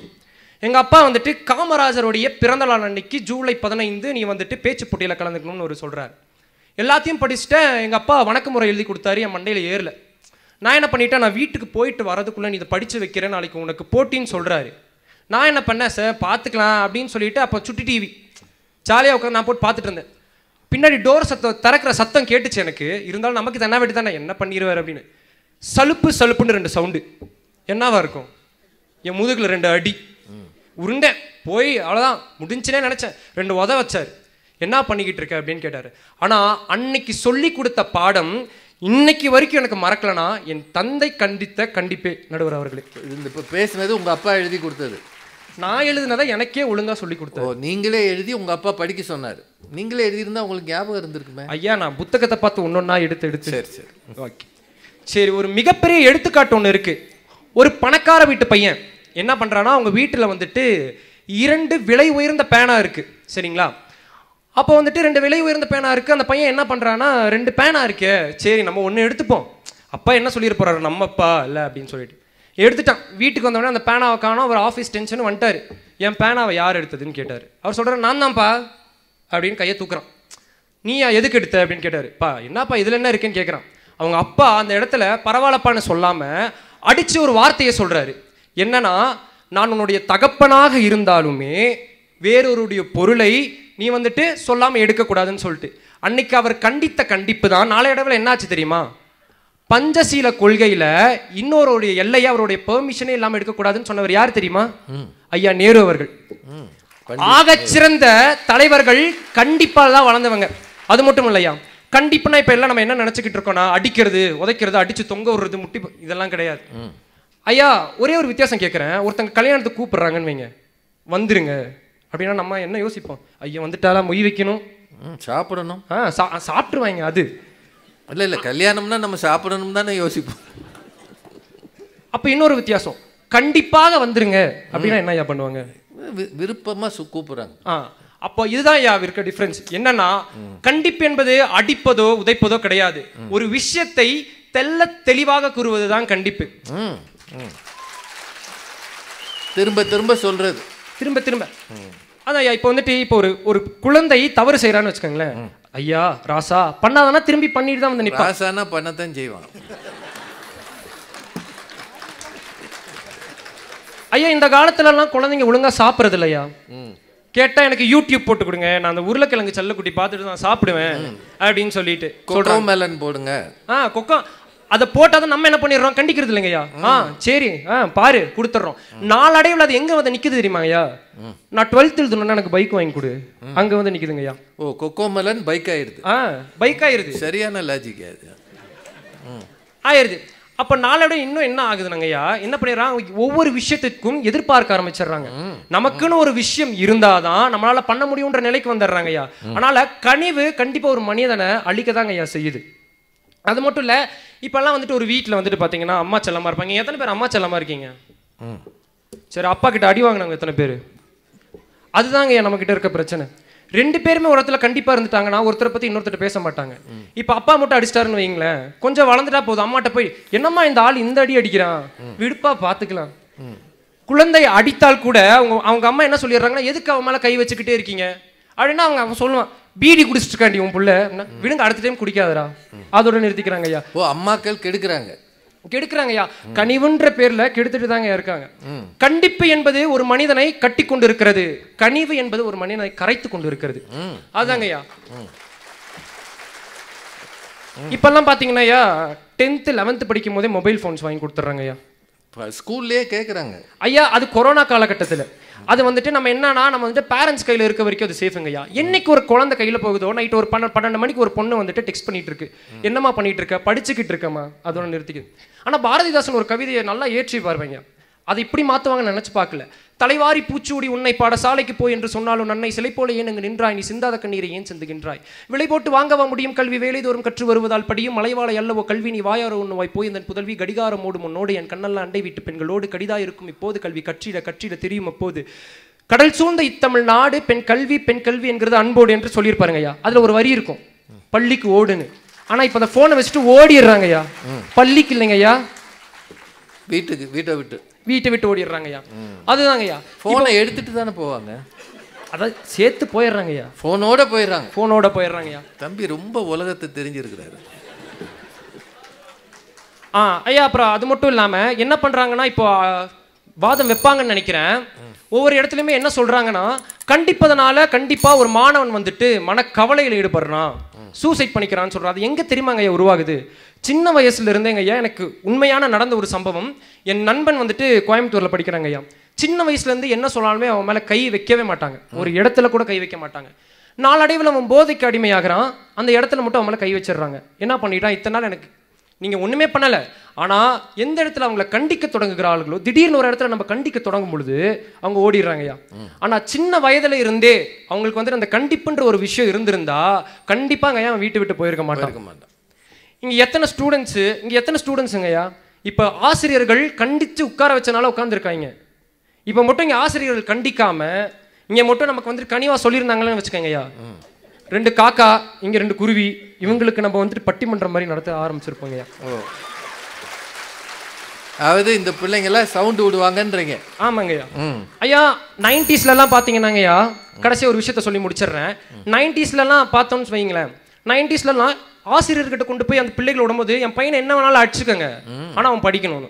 சரி 2K வந்தோம், என் பையனை எதுக்கு அடிக்கிறீங்க, நல்லா சொல்லிக்கணும். இப்போ இந்த காலகட்டத்தில் மாணவனே கேட்கறாங்கய்யா, எதுக்கு என்ன மேல அடிச்சுட்டு இருக்கீங்கன்னு. ஆசிரியர்களை திருப்பியும் அடிக்கும் அவல நிலை வந்துருச்சு. எதுக்காக? நம்ம வீட்டில் கொடுக்குற செல்லத்தினால தானே. எனவே மீண்டும் மீண்டும் குறிப்பிடுகிறேன், கண்டிப்பு ஒரு மனிதனை கட்டுகிறது, கனிவு ஒரு மனிதனை கரைக்கிறது என்று கூறி, என் நேரமோ என்னை போப்போ என்கிறது, நீ இருக்கிறே என்னை வா என்கிறது. என் முன்னுரையை முடிவுரையாக்கி முடிவுரைக்கு ஒரு முற்றுப்புள்ளி வைத்து விடுவிடுகிறேன். நன்றி, வணக்கம். சுதீர் அவர்கள் படிக்கிற மாணவர், இப்போதான் படிச்சுக்கிட்டு இருக்கிறார், முதுநிலை. ஆனால் தேர்ந்த வயதானவர் போல அனுபவ வார்த்தைகளை வீசுகிறார். வளர்ந்து வருகிற பேச்சாளர்களில் ஒரு உற்சாகம் இருக்கும். இந்த மாதிரி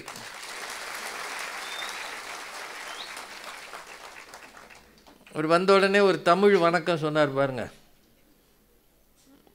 முக்கடல் சூழ்ந்து முத்தெடுத்து அப்படிலாம்.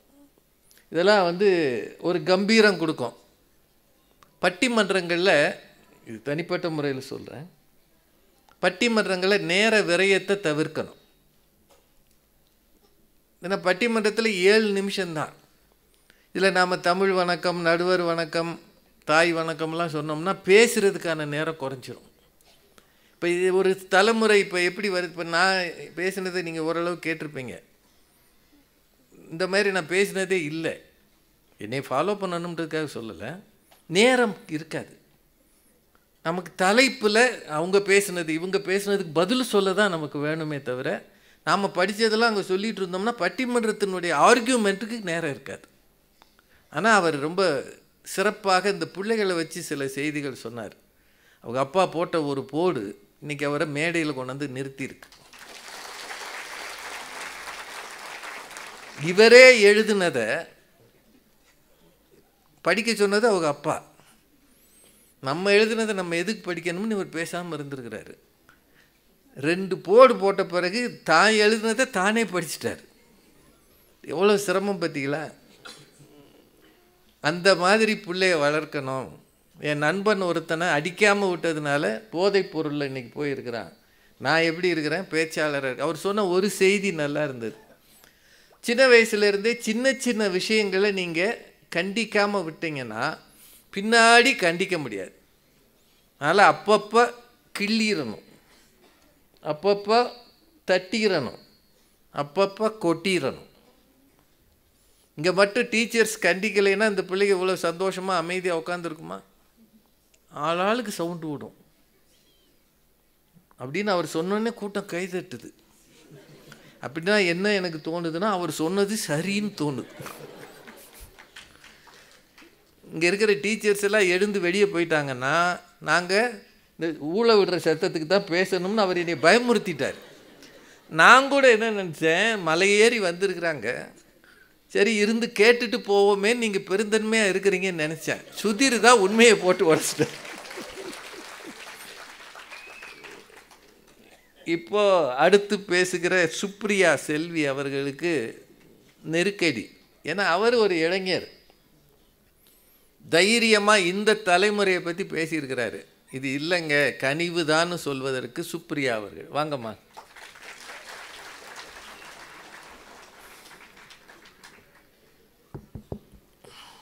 உலக தமிழ் நெஞ்சங்கள் அத்துணை பேருக்கும் தமிழ் மகள் சிவசுப்ரியாவின் அன்பு வணக்கங்களை தெரிவித்துக் கொள்கிறேன். நடுவர் அவர்களே, உலகத்துக்கே பேசுறீங்களா? ஆமாங்க நடுவர் அவர்களே, நம்ம உள்ளூர்ல தானமா பேசிட்டு இருக்கோம். இல்ல நடுவர் அவர்களே, உலகத்துல இருக்க அத்தனை குழந்தைகளுக்காகவும் இன்னைக்கு நாங்க பேசிட்டு இருக்கேன். உலகத்துல இருக்க அத்தனை பெற்றோர்களுக்காகவும் ஆசிரியர்களுக்காகவும் நான் பேசுறேன். அது ஸ்பானியர்ஸ், ரஷ்யக்காரங்க. ஐயா, உலகம் முழுவதும் தமிழர்கள் மைக்கை விட்டு கொஞ்சம் விலகி பேசுறேன். ஏன்னா அது மைக்கார அலறி போயிடுவாரு. இப்பதானே பேச வந்திருக்கோம், அதுக்குள்ள இவ்வளவு ஏன்? அதாவதுங்க ஐயா, ஏன் உலக தமிழ் நெஞ்சங்கள்னு சொன்னேன்னா சொல்லிடுறேன். உலகம் முழுவதும் இன்னைக்கு தமிழர்கள் இல்லாத இடம் இருக்கா? இல்ல இல்ல இல்ல. அதனாலதான் நடுவர் அவர்களே, உலகத்துல இருக்க தமிழ் நெஞ்சங்கள் அத்துணை பேருக்கும் வணக்கம். இப்ப நம்ம தலைப்புக்குள்ள போகலாம் நடுவர் அவர்களே. போகணும், நிச்சயமா போய்தான் ஆகணும். ஏன்னா நிலைமை அப்படி இருக்கு. ஏன்னா இன்னைக்கு காலகட்டத்துல பாத்தீங்கன்னா பிள்ளைங்கள கண்டிச்சு வளர்க்கணும்னு சொல்லிட்டு அட அட அட பெற்றோர்கள் ரொம்ப அருமையா கண்டிச்சு வளர்க்குறீங்க அப்படித்தான் சொல்லணும். குழந்தைங்கள நடுவர் அவர்களே, குழந்தைங்களா முதல்ல பாருங்க. எப்ப பார்த்தாலும் அவங்கள ஒரு டிப்ரெஷன்லயே தள்ளுறாங்க நடுவர் அவர்களே. அதுக்கு யாரு? பெற்றோர் தான் காரணம். பெற்றோர் நடுவர் அவர்களே, அங்க பார்த்தே சொல்லுங்க. ஐயா பாட்டு பாடினாங்க, எந்த குழந்தையும் நல்ல குழந்தை தான் மண்ணில் பிறக்கையிலே அவர் நல்லவராவதும் தீயவராவதும் அன்னை வளர்ப்பதிலேன்னு. நம்ம கொஞ்சம் இப்படி மாத்துவோம். எந்த குழந்தையும் நல்ல குழந்தை தான் மண்ணில் பிறக்கையிலே அது நல்லவராவதும் தீயவராவதும் இந்த சமூகத்தின் கையினில. அதாவது கனிவு யாரெல்லாம் கொடுக்கணும்? பெற்றோர்கள், ஆசிரியர்கள், உறவினர்கள், நண்பர்கள், இந்த சுற்றுச்சூழல், இந்த சமுதாயம் ஒரு குழந்தையை வளர்க்கணும் நடுவர் அவர்களே. அப்ப இந்த சமுதாயம் எப்படி வளர்க்கணும்? கனிவான பார்வையில் அந்த குழந்தைய வளர்க்கணும். அண்ணன் சொன்னாங்க, எங்க அப்பா போட்ட போடுதான் என்னை கொண்டு வந்து இங்க ஒரு பேச்சாளரா நிறுத்தி இருக்குன்னு. நானும் சொல்லுவேன் அதுக்கு. நான் சின்ன குழந்தையா இருக்கீங்களா நடுவர் அவர்களே, பயங்கரமா வாயடிப்பேன். இப்பவே அப்படித்தான் பயங்கரமா பேசுவேன் நான் நடுவர் அவர்களே. பெரியவங்க கிட்ட சின்னவங்க கிட்ட எல்லாம் பேசுவேனாமா. அப்பா மரியாதையா பேசு, பெரியவங்க கிட்ட எதிர்த்து பேசாத, நீ எதுக்கு பேசுற அவ்வளோ கண்டிப்பாராமா. ஆனா எங்க அம்மா, எதுக்கு நீங்க பிள்ளைய கண்டிக்கிறீங்க? அது என்ன அப்படி பேசுச்சு? குழந்தை பேசுச்சு, அது இஷ்டத்துக்கு பேசட்டுமே, விடுங்க, அப்பதானே வளர்ற குழந்தை, பேசுற குழந்தைய பேச விடுங்க அப்படின்னு எங்க அம்மா சொன்னாங்க. இப்ப நானும் எங்க இருக்கேன் நடுவர் அவர்களே? மேடையில தான் இருக்கேன். அடிச்சு வந்த ஒருத்தர், அடிக்காம வந்த ஒருத்தர், பெருங்கஷ்டம். நடுவர் அவர்களே, ஆணவத்தால சாதிக்க முடியாதத, அடக்குமுறையால சாதிக்க மாதத அன்பால சாதிக்கலாமா? சாதிக்கலாம். அப்ப கனிவு தானே வேணும். நீங்க சும்மா சும்மா அடிச்சுட்டே இருந்தா நான் பண்ண மாட்டேன் தான். அதே பாப்பா செய்யக்கூடாதுடா, இது தப்பு, இப்படி இருங்க அப்படின்னு நீங்க சொன்னா நாங்க கேட்க மாட்டோம்னு சொல்றோமா? சொல்லுங்க ஸ்டூடெண்ட்ஸ், கேட்க மாட்டோம்னு சொல்றானா? அமைதியா இருக்காங்க. சொல்லுவாங்க குழந்தைங்களா, சொல்லுங்க. அன்பா சொன்னா கேட்போமா, இல்ல அடிச்சு சொன்னா கேட்போமா? அன்பா சொன்னா தானே கேட்போம். இதை இப்படி கேள்வி பதில் போட்டோம்னா கஷ்டம். நடுவர் அவர்களே, நான் உங்ககிட்ட கேள்வி கேட்கிறேன். ஏன்ட்டு இப்போ ஏன் அவங்க எல்லாம் அவங்க பதில் சொல்ல மாட்டாங்க. இப்ப நீங்க பதில் சொல்லுங்க பாப்போம். சரிங்கம்மா, நான் கேக்குறேன். ஐயா, உங்களுக்கு முதல் காதல் யார் மேலங்க ஐயா வந்துச்சு? தமிழ் மேல. தமிழ் மேல. அட அட அட அட அட. என்ன அட அடன்னா என்னது? காலையில உங்க வீட்டுல அடை சாப்பிட்டீங்களா? இல்லங்க ஐயா, வடை சாப்பிட்டு வந்தேன். அப்புறம் என்ன அட அட அடன்னா என்ன? நான் சொல்றேன், என்னுடைய முதல் காதல் எங்க ஆசிரியர் மேலங்க ஐயா. பரவாயில்லையா? அதுவும் ஒரு தமிழ் ஆசிரியர் மேலங்கய்யா. ஏன் தெரியுமா? அதாவது வீட்டுல எப்ப பார்த்தாலும் திட்டிட்டே இருப்பாங்க, அடிச்சுட்டே இருப்பாங்க, ஏதாவது சொல்லிட்டு இதை செய்யாத அதை செய்யாத அப்படிதான் வீட்டுல சொல்லுவாங்க. உங்க அம்மா அன்பா பேசுனாங்கன்னு இப்பதான் சொன்னீங்க. அதாவது வீட்டுல பொதுவா சொல்றத சொல்றீங்க, அம்மா அன்பா தான் சொல்லுவாங்க. ஆனா அப்பா ஒருத்தர் இருக்காரு இல்ல, அவரை விரட்டி விட்டுருங்க. அவரை வேண்டவே வேண்டாம், விரட்டிடுவோம். அப்பா பாத்துட்டு இருப்பாரு சார். அதாவது ஏன் ஆசிரியர்களை சொன்ன அப்படின்னா, முதல் காதல் ஆசிரியர் மேல வரும். பேரண்ட்ஸை தாண்டி நம்ம கிட்ட ரொம்ப கனிவாவும் அன்பாவும் இருக்கிறது அவங்க தான். எங்களோட ஆசிரியர் ஒரு சயின்ஸ் டீச்சர் மேம். அவங்க என்ன பண்ணுவாங்க, நான் 10th படிச்சுட்டு இருந்தேன் இத்தனைக்கும். அப்போ என்னென்ன மேம் என்ன பண்ணுவாங்கன்னா, பிள்ளைங்களுக்கு டெஸ்ட் வைக்கிறாங்க. நிஜமா நடந்தது. டெஸ்ட் வைக்கும் போது பாத்தீங்கன்னா அவங்க என்ன சொல்லுவாங்கன்னா, 10 out of 10 மார்க் வாங்கினா என்ன பண்ணுவாங்க தெரியுமா? மார்க் போட்டுட்டு அதுக்கு பக்கத்துல ஒரு ஐஸ்கிரீம் போடுவாங்க, ஒரு சிக்கன் பீஸ் போடுவாங்க, இதெல்லாம் போடுவாங்க. எதனால தெரியுமா? டீச்சர் சிக்கன் பீஸ்ல போடுறாங்களா? சிக்கன் பீஸ்ல டிராயிங்ல போடுறாங்க. டிராயிங்ல அதாவது எல்லாரும் வெரி குட், மிக நன்று, வெரி வெரி குட், எக்ஸலென்ட் இப்படி தான் பார்த்திருப்பாங்க. இந்த டீச்சர் கொஞ்சம் வித்தியாசமான டீச்சர். அதனால தான் அவங்க மேல அவ்வளவு ஒரு பற்று, அன்பு, காதல் எல்லாமே. எதனால அப்படின்னா, படிங்க படிங்கன்னு குழந்தைங்களை டார்ச்சர் பண்ணக்கூடாது. ஃபர்ஸ்ட் நாள் பாத்தீங்கன்னா நான் மார்க் வாங்கல சார், 10 out of 10 வாங்கல. எங்க மேம் எனக்கு ஐஸ்கிரீம் போடல. எனக்கு நான் கஷ்டம் 10th படிக்கும் போது, ஐயோ மேம் இன்னைக்கு ஐஸ்கிரீம் போடலையே, கண்டிப்பா நாளைக்கு ஐஸ்கிரீம் வாங்கியே ஆகணும் அப்படி. அதுல கண்டிப்பு இருக்கே. அந்த கண்டிப்புன்றது வந்துட்டு அது வேறயா? நாம செய்யணும்ன்ற கண்டிப்பு நடுவர் அவர்களே. சரிம்மா, நீங்க அப்பப்ப அணி மாதிரி பேசுறீங்களோன்னு தோணுது. அந்த கண்டிப்புங்கிறது வேற, இந்த கண்டிப்புங்கிறது வேற நடுவர் அவர்களே. கண்டிப்பாக நாம செய்யணும் அப்படின்றது அவ்வளவுதான். என்ன ஆசிரியர் வந்து அந்த இடத்துல நீ மார்க் வாங்கலன்னு என்ன திட்டல, என்ன கண்டிக்கல, நாளைக்கு ஒழுங்கா படிச்சுட்டு வந்து நீ மார்க் வாங்கன்னு சொல்லல. ஆனா சொல்லாம எனக்கு எப்படி தோணுச்சு, சொல்லாம சொன்னாங்க. எந்த குழந்தைக்கு எப்படி சொல்ல வேண்டுமோ அப்படி சொல்லணும். இன்னைக்கு பேரண்ட்ஸும் சரி ஆசிரியர்களும் சரி நம்ம சொல்றதுக்கு தவறோம். ஒரே ஒரு எடுத்துக்காட்டு மட்டும் நான் சொல்லிட்டு முடிச்சுக்கிறேன் நடுவர் அவர்களே. அமெரிக்காவில் சிக்காகோல இன்றைக்கு வரைக்கும் பள்ளிகள்ல ஆசிரியர்கள் பள்ளி குழந்தைகளை கண்டிப்பதே கிடையாது, திட்டுவதே கிடையாது, அடிப்பதே கிடையாது. அங்க பிறக்கிறவங்களும் குழந்தைகள் தான், சரி, இங்க இருக்கவங்களும் குழந்தைகள் தான். அது எப்படி இங்க இருக்க குழந்தைகளை மட்டும் அடிச்சாதான் வளர்க்க முடியும் அப்படின்னு எப்படி நீங்க அடிச்சு சொல்லுவீங்க? இப்ப அமெரிக்கால பிறந்திருக்க வேண்டியதானே? அங்க பிறக்கிறதும் குழந்தை தான். இல்ல அங்க அப்படி இருக்கணும்னா அங்க போயிட வேண்டியதானேன்ற. ஏன் அங்க நம்ம ஏன் போகணும்?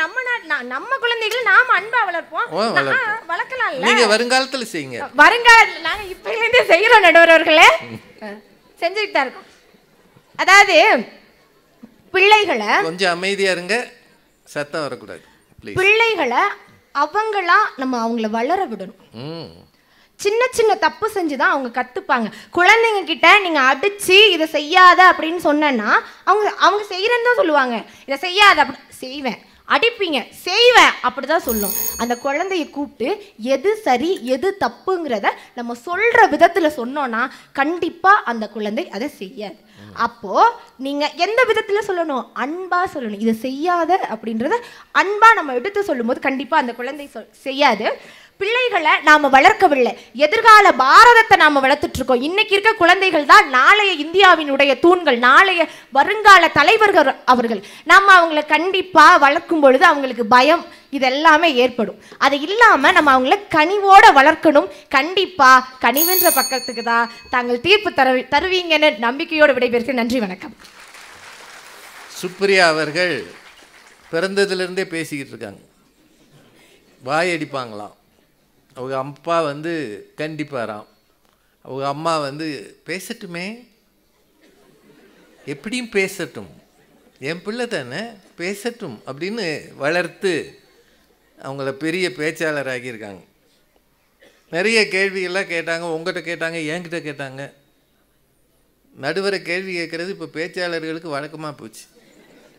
நடுவராக வந்து உட்கார்ந்த பாவத்துக்கு. நடுவர் அவர்களே, உங்களிடம் நான் ஒரு கேள்வி கேட்குறது. பட்டிமன்றம் இப்போ நடக்கிறதுல எல்லாம் பூரா அப்படி பேச ஆரம்பிக்கிறாங்க. அதாவது பேச்சாளர்கள் நடுவர் அப்படின்ற அந்த ஸ்பேஸ் இருக்கு இல்லையா, அது ரொம்ப முக்கியமானது. நடுவரை கேள்வி கேட்கக்கூடாது. வளர்ந்து வருகிற பிள்ளைகளுக்கு இது வேண்டுகோள். இப்போ நான் இத்தனை வருஷம் பேசியிருக்கேன், 33 வருஷம் பேசியிருக்கேன். சாலமன் பாப்பையா அவர்களே, உங்களை ஒரு கேள்வி கேட்குறேன்னு நான் சொன்னதே இல்லை. ஒருவேளை சொல்லியிருந்தேன்னா அன்னைக்கோடு என்னை அவர் கழட்டி விட்டுருப்பாரு. சில மரபுகளை நாம் பின்பற்றணும். மேடையில் துடுக்காக பேசு, கைத்தட்டல் வாங்கிறதுக்காக சில விஷயங்கள் செய்யக்கூடாது. இதெல்லாம் வளர்ந்து வருகிற பிள்ளைகள். அவங்க அமெரிக்காவில் இருக்கிற குழந்தைகளை யாருமே கண்டிக்கிறது இல்லை அப்படின்னு சொன்னாங்க. அதுவும் சிகாகோவில். அமெரிக்கா முழுக்கவே அப்படித்தான். அவங்க வளர்ப்பு முறை வேறு. அதை பற்றி தனியாக சொல்லணும்.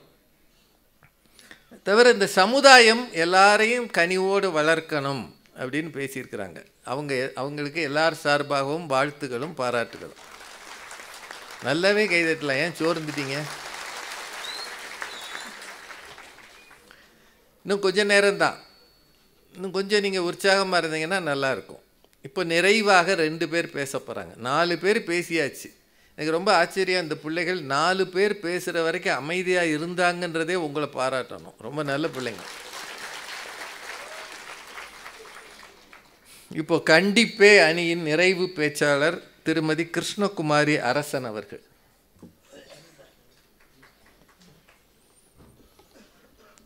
பேரன்புக்கும் பெருமதிப்பிற்கும் உரிய நடுவர் அவர்களே, 2 அணிகளையும் சேர்ந்த பேச்சாளர் பெருமக்களே, இந்த அரங்கமெல்லாம் நிறைந்து வருகின்ற ரசிக பெருமக்களே, உங்கள் அத்தனை பேருக்கும் முதலில் என் பணிவான வணக்கத்தை கனிவோடு தெரிவித்துக் கொள்கிறேன்.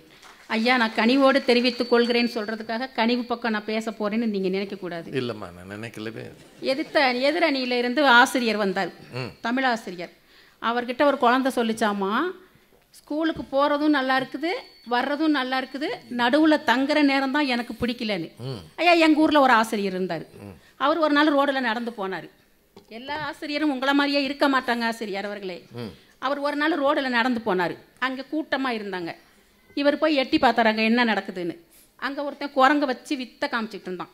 ஆடுறாராமான்னு வித்தை காமிச்சிட்டு இருந்தான். குரங்கு வித்தையை பார்த்து முடிச்சோன்னா இவர் அவன்கிட்ட கேட்டார், நீ என்கிட்ட 6ஆம் வகுப்பில் படித்த சுரேஷ் தானே அப்படின்னு.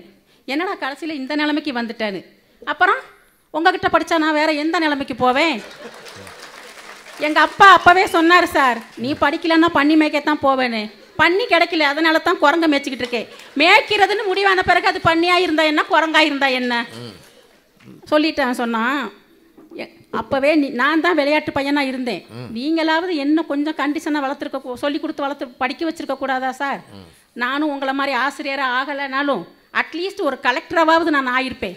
அநியாயமாக என் கலெக்டர் கனவுல மண்ணை அள்ளி போட்டுட்டீங்களே. ஆசிரியர் ஆகாமல் கலெக்டர் ஆயிருக்கும். கலெக்டர் வேலை அவ்வளோ சாதாரணமாக போச்சு. அன்னைக்கு ஓடினவர் தான் வாத்தியார், பின்னங்கால பிரட்டி இருக்க ஓடினவர் தான் இன்ன வரைக்கும் கிராமத்து பக்கம் திரும்பியே பார்க்கல. வேலையை விட்டுட்டார்.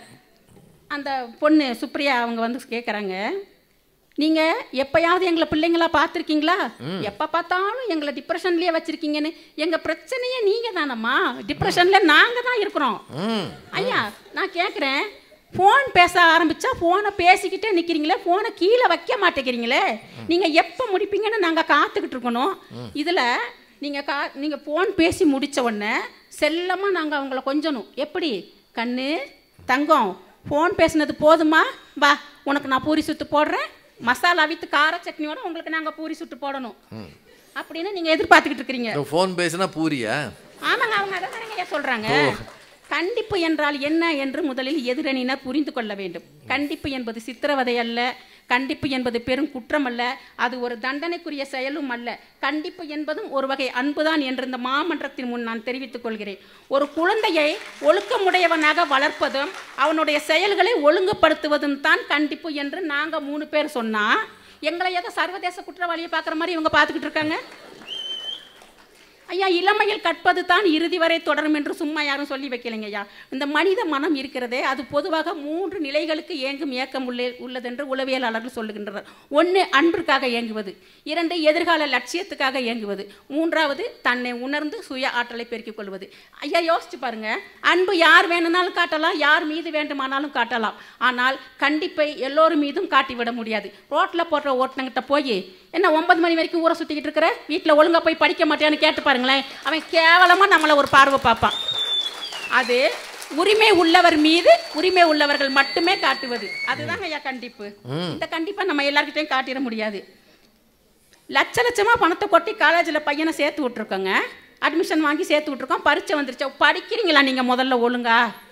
9 மணி வரைக்கும் ஊரை சுற்றிட்டு நிதானமாக வீட்டுக்கு வந்து கதவை சாத்திக்கிறீங்க. எப்போ பார்த்தாலும் 24 மணி நேரமும் ஃபோனில் சேட்டிங்கில் இருக்கிறீங்க. வெளியே இருந்து பார்க்குற எங்களுக்கு நெருப்பு எரியுதுங்க ஐயா. எப்படி உங்ககிட்ட நாங்கள் கனிவாக பேசுவோம்?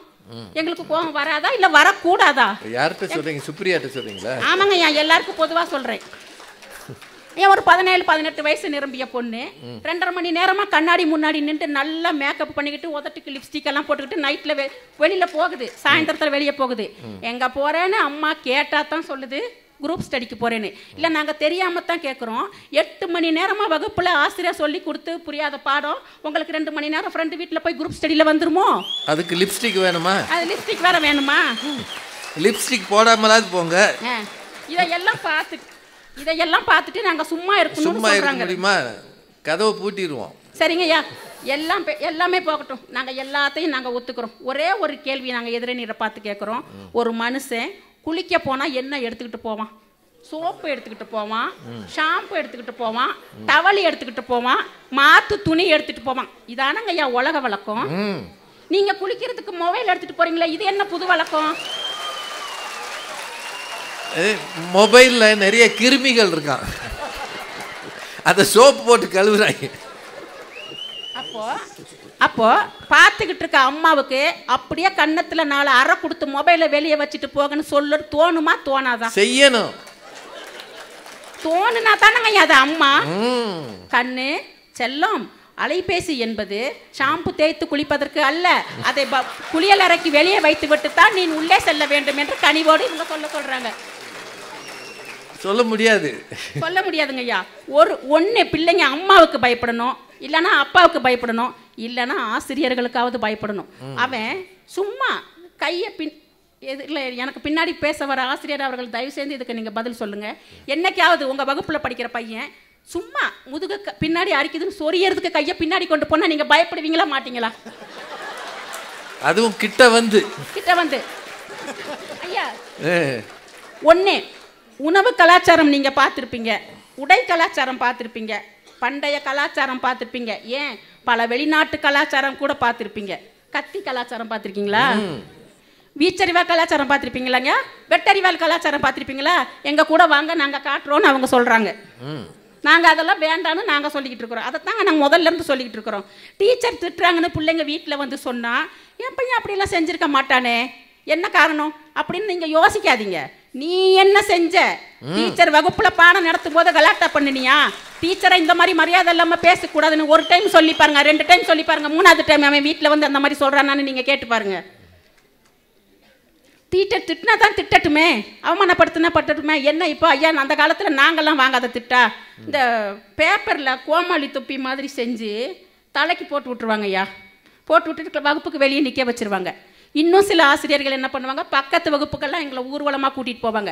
ஒன்றும் இல்லைங்கய்யா, பசங்கன்னா அதை ரொம்ப சாதாரணமாக எடுத்துக்குவாங்க. ஒரு 12ஆம் வகுப்பு மாணவி, 11ஆம் வகுப்பு மாணவி அந்த மாதிரி தலையில் கோமாளி தொப்பி போட்டுக்கிட்டு வகுப்பாக போகும்போது எவ்வளவு அவமானமாக இருக்கும். ஆனால் இதெல்லாம் நாங்கள் அவமானமாக எடுத்தது இல்லைங்கய்யா. ஏன்னா நாங்கள் பண்ணின சேட்டைகளும் அந்த மாதிரி. ஒன்றும் வேண்டாம், நீங்களும் சேட்டை பண்ணியிருக்கீங்க. ஆமாங்க ஐயா, நாங்கள் மறைக்கல.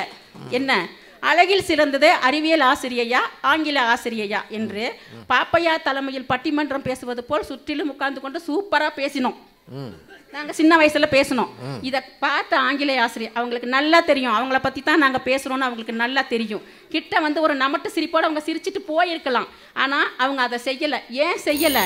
நாளைக்கு இதை நம்ம செஞ்சோம்னா இந்த பிள்ளைங்க இதே மாதிரி தான் பண்ணுவாங்கன்னு சொல்லி எங்களுக்கு அவங்க பனிஷ்மெண்ட் கொடுத்தாங்க. ஐயா ஒன்றும் வேண்டாம், ஊட்டியில் வந்து பேசிகிட்டு இருக்கோம். என்ன எப்பேற்பட்ட இடம், உலக புகழ் பெற்ற மலர் கண்காட்சிக்கு பெயர் போன ரோஜா கண்காட்சிக்கு பெயர் போன உலகையிலிருந்து பேசிக்கிட்டு இருக்கிறோம்.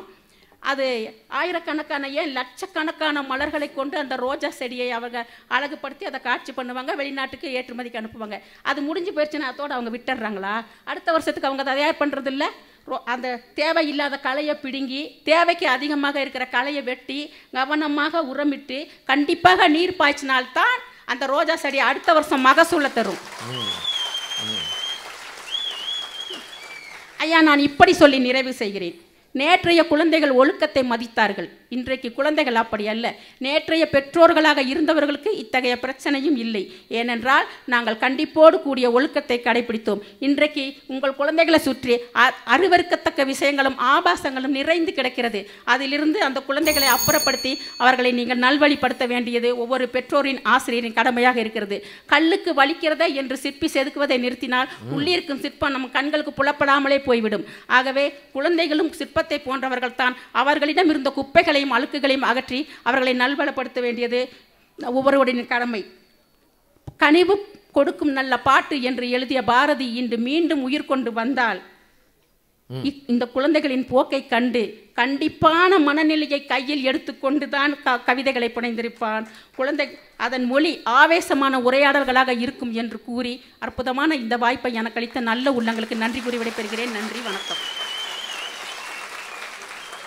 கிருஷ்ணகுமாரி அரசன் அவர்கள் ரொம்ப நல்லா பேசியிருக்காங்க.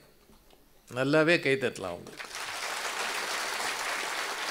காலை எழுந்தவுடன் படிப்பு, பின்பு கனிவு கொடுக்கும் நல்ல பாட்டு, மாலை முழுதும் விளையாட்டு என்று வழக்கப்படுத்தி கொள்ளு பாப்பா. இது பாரதி பாடிய பாட்டு. அதை கொண்டு வந்து இன்னைக்கு எழுதுனா கனிவு அப்படின்றதுக்கு பதிலாக கண்டிப்புன்னு போட்டிருப்பாங்கன்னு புதுசாக எழுதுகிறாங்க. அவங்க கேட்ட சில கேள்விகள் நியாயமானது. கண்டிப்பும் ஒரு வகையில் அன்பு தான். ஒரு அருமையான வரி அது. நல்லா சொன்னாங்க. ஒருத்தர் மீது அன்போ அக்கறையோ இல்லை என்றால் நாம் கண்டிக்கவே போவதில்லை. தெருவில் ஒருத்தன் குடிச்சிட்டு படுத்திருக்கிறான்னா போகிற வர்றவங்களாம் அவரை கண்டிக்கிறோமா என்ன? காரை நிறுத்திட்டு ஏன் குடிக்கிற, இனிமேல் குடிக்காத, நாளைக்கு இந்த பக்கம் வருவேன், குடிச்சோ கொன்னே விடுவேன், யாராவது சொல்கிறாங்களா? யாருக்கு சொல்லுவா? அவனுடைய மனைவியோ பிள்ளையோ, ஏன்பா இப்படி குடிக்கிற, இனிமேல் குடிச்சேன்னா நாங்கள் இருக்கவே மாட்டோம் அப்படின்னு பேசுவாங்க.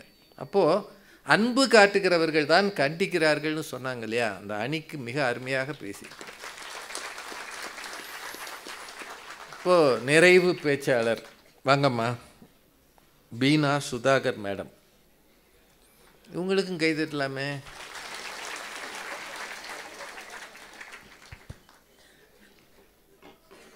ஏழு மணித்துளிகள்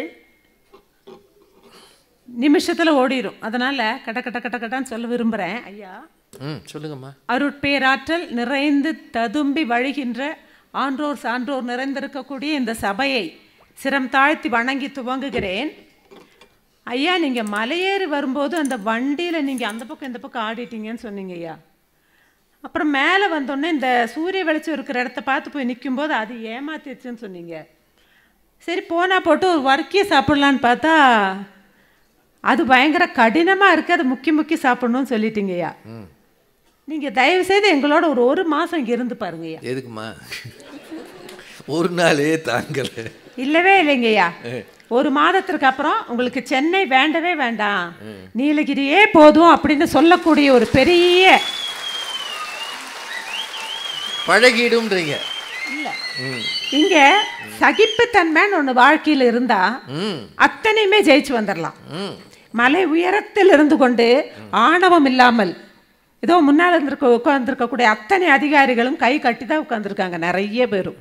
நீங்களும் நிறைய அவைகள் எல்லாம் பார்த்துருக்கேன், கை கட்டி தான் உட்காந்துருக்கீங்க. பிளைன்லேயே அப்படித்தான் இருப்பேன். அப்படிங்களா? கிடையாது. அந்த பணிவால தான் அவ்வளவு உயர்ந்திருக்கீங்க. அதான் இவ்வளவு காலத்துல நான் சொற்று போட்டு பேசினதே இல்லை. இல்லைங்களா? நான் போட்டிருக்கேன். காரணம், நான் விரும்புகிறேன் எனது உடை அணியை. அதோட எதிரில் இருந்த தம்பி சொன்னாரு, ஆமா ஐயா சொன்னாரு, தங்கராஜ் ஐயா, உங்க அப்பா நல்லா அடிச்சு வளர்த்ததுனால தான் நீங்க இன்னைக்கு இந்த நிலைமையில் இருக்கீங்கன்னு. ஒத்துக்கிறேன்.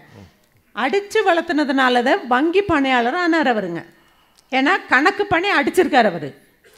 நம்முடைய சாலமன் பாப்பையா ஐயா அவர்கள் இவரை கனிவோடு, சாமி ஏன் ராசா, ஏன் சாமி இப்படி பண்ணலாமே தம்பி, ஆஹா ஓஹோன்னு இவரை என்ன பண்ணியிருக்காருங்க, அன்பாலும் கனிவாலும் வார்த்தை எடுத்ததனால் தமிழகத்திற்கு அருமையான ஒரு முத்து கிடைத்திருக்கிறது.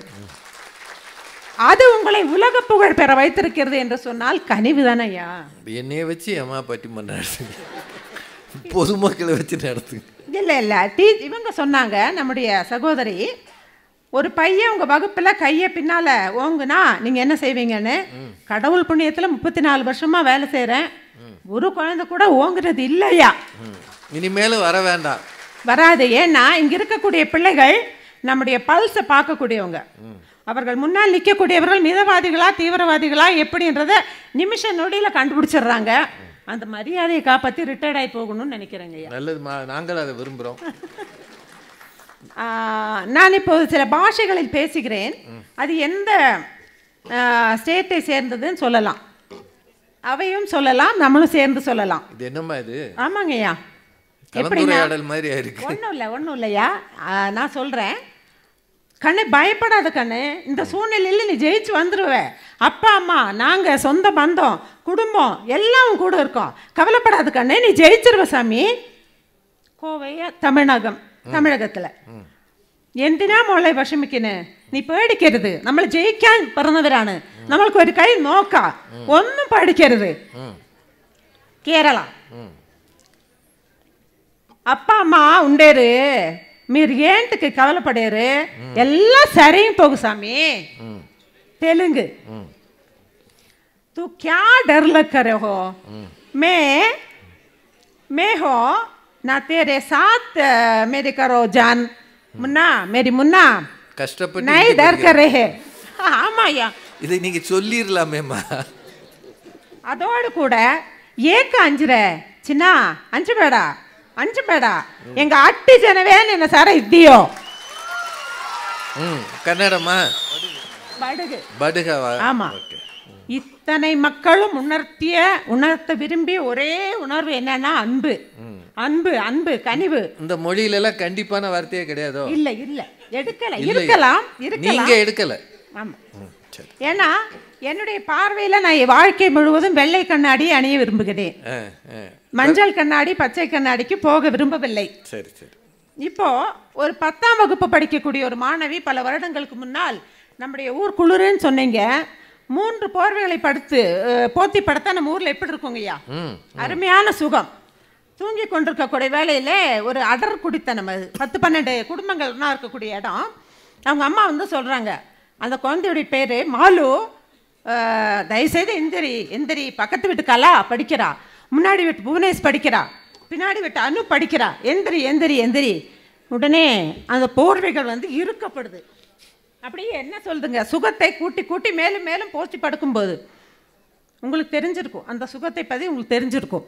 ஆனால் அவங்க அப்பா 2வது ரூம்லேருந்து சொல்கிறாரு, அவள் தூங்கட்டும், நல்லா தூங்கட்டும், நான் தினைக்கும் கஷ்டப்படுறது இந்த குடும்பத்துக்காக அப்படிங்கிறது அவளுக்கு தெரியாதா என்ன அப்படின்னு சொல்லும்போது ஒரு போர்வையானது அப்படியே தூர போகுதுங்கய்யா.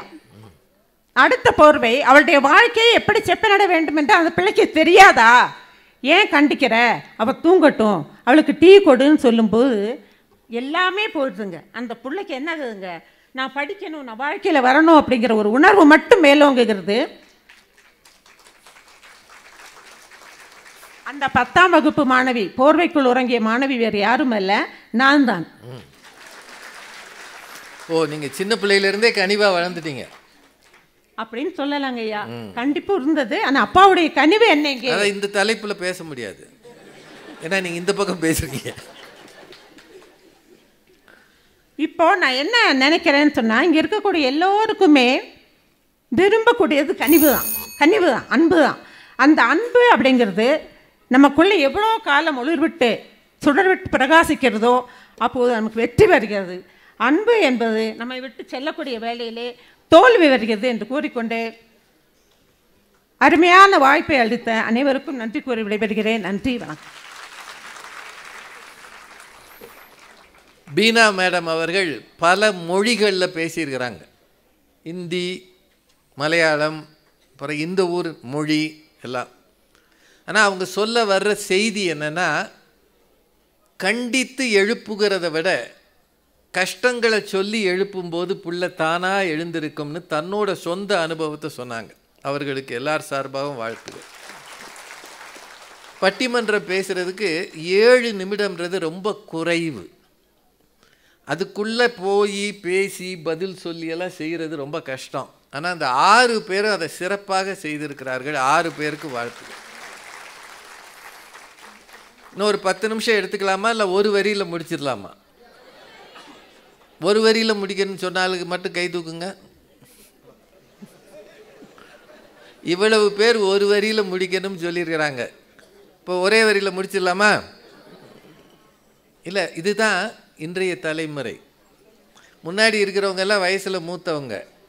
அவங்க இந்த ஆள் 6 மணி நேரம் பயணம் பண்ணி வந்திருக்கானே, ஒரு 6 நிமிஷமாவது பேசட்டும்னு நினைக்கிறாங்க. ஆனால் அந்த பிள்ளைகளுக்கு வீட்டில் போய் பல வேலைகள் இருக்குது.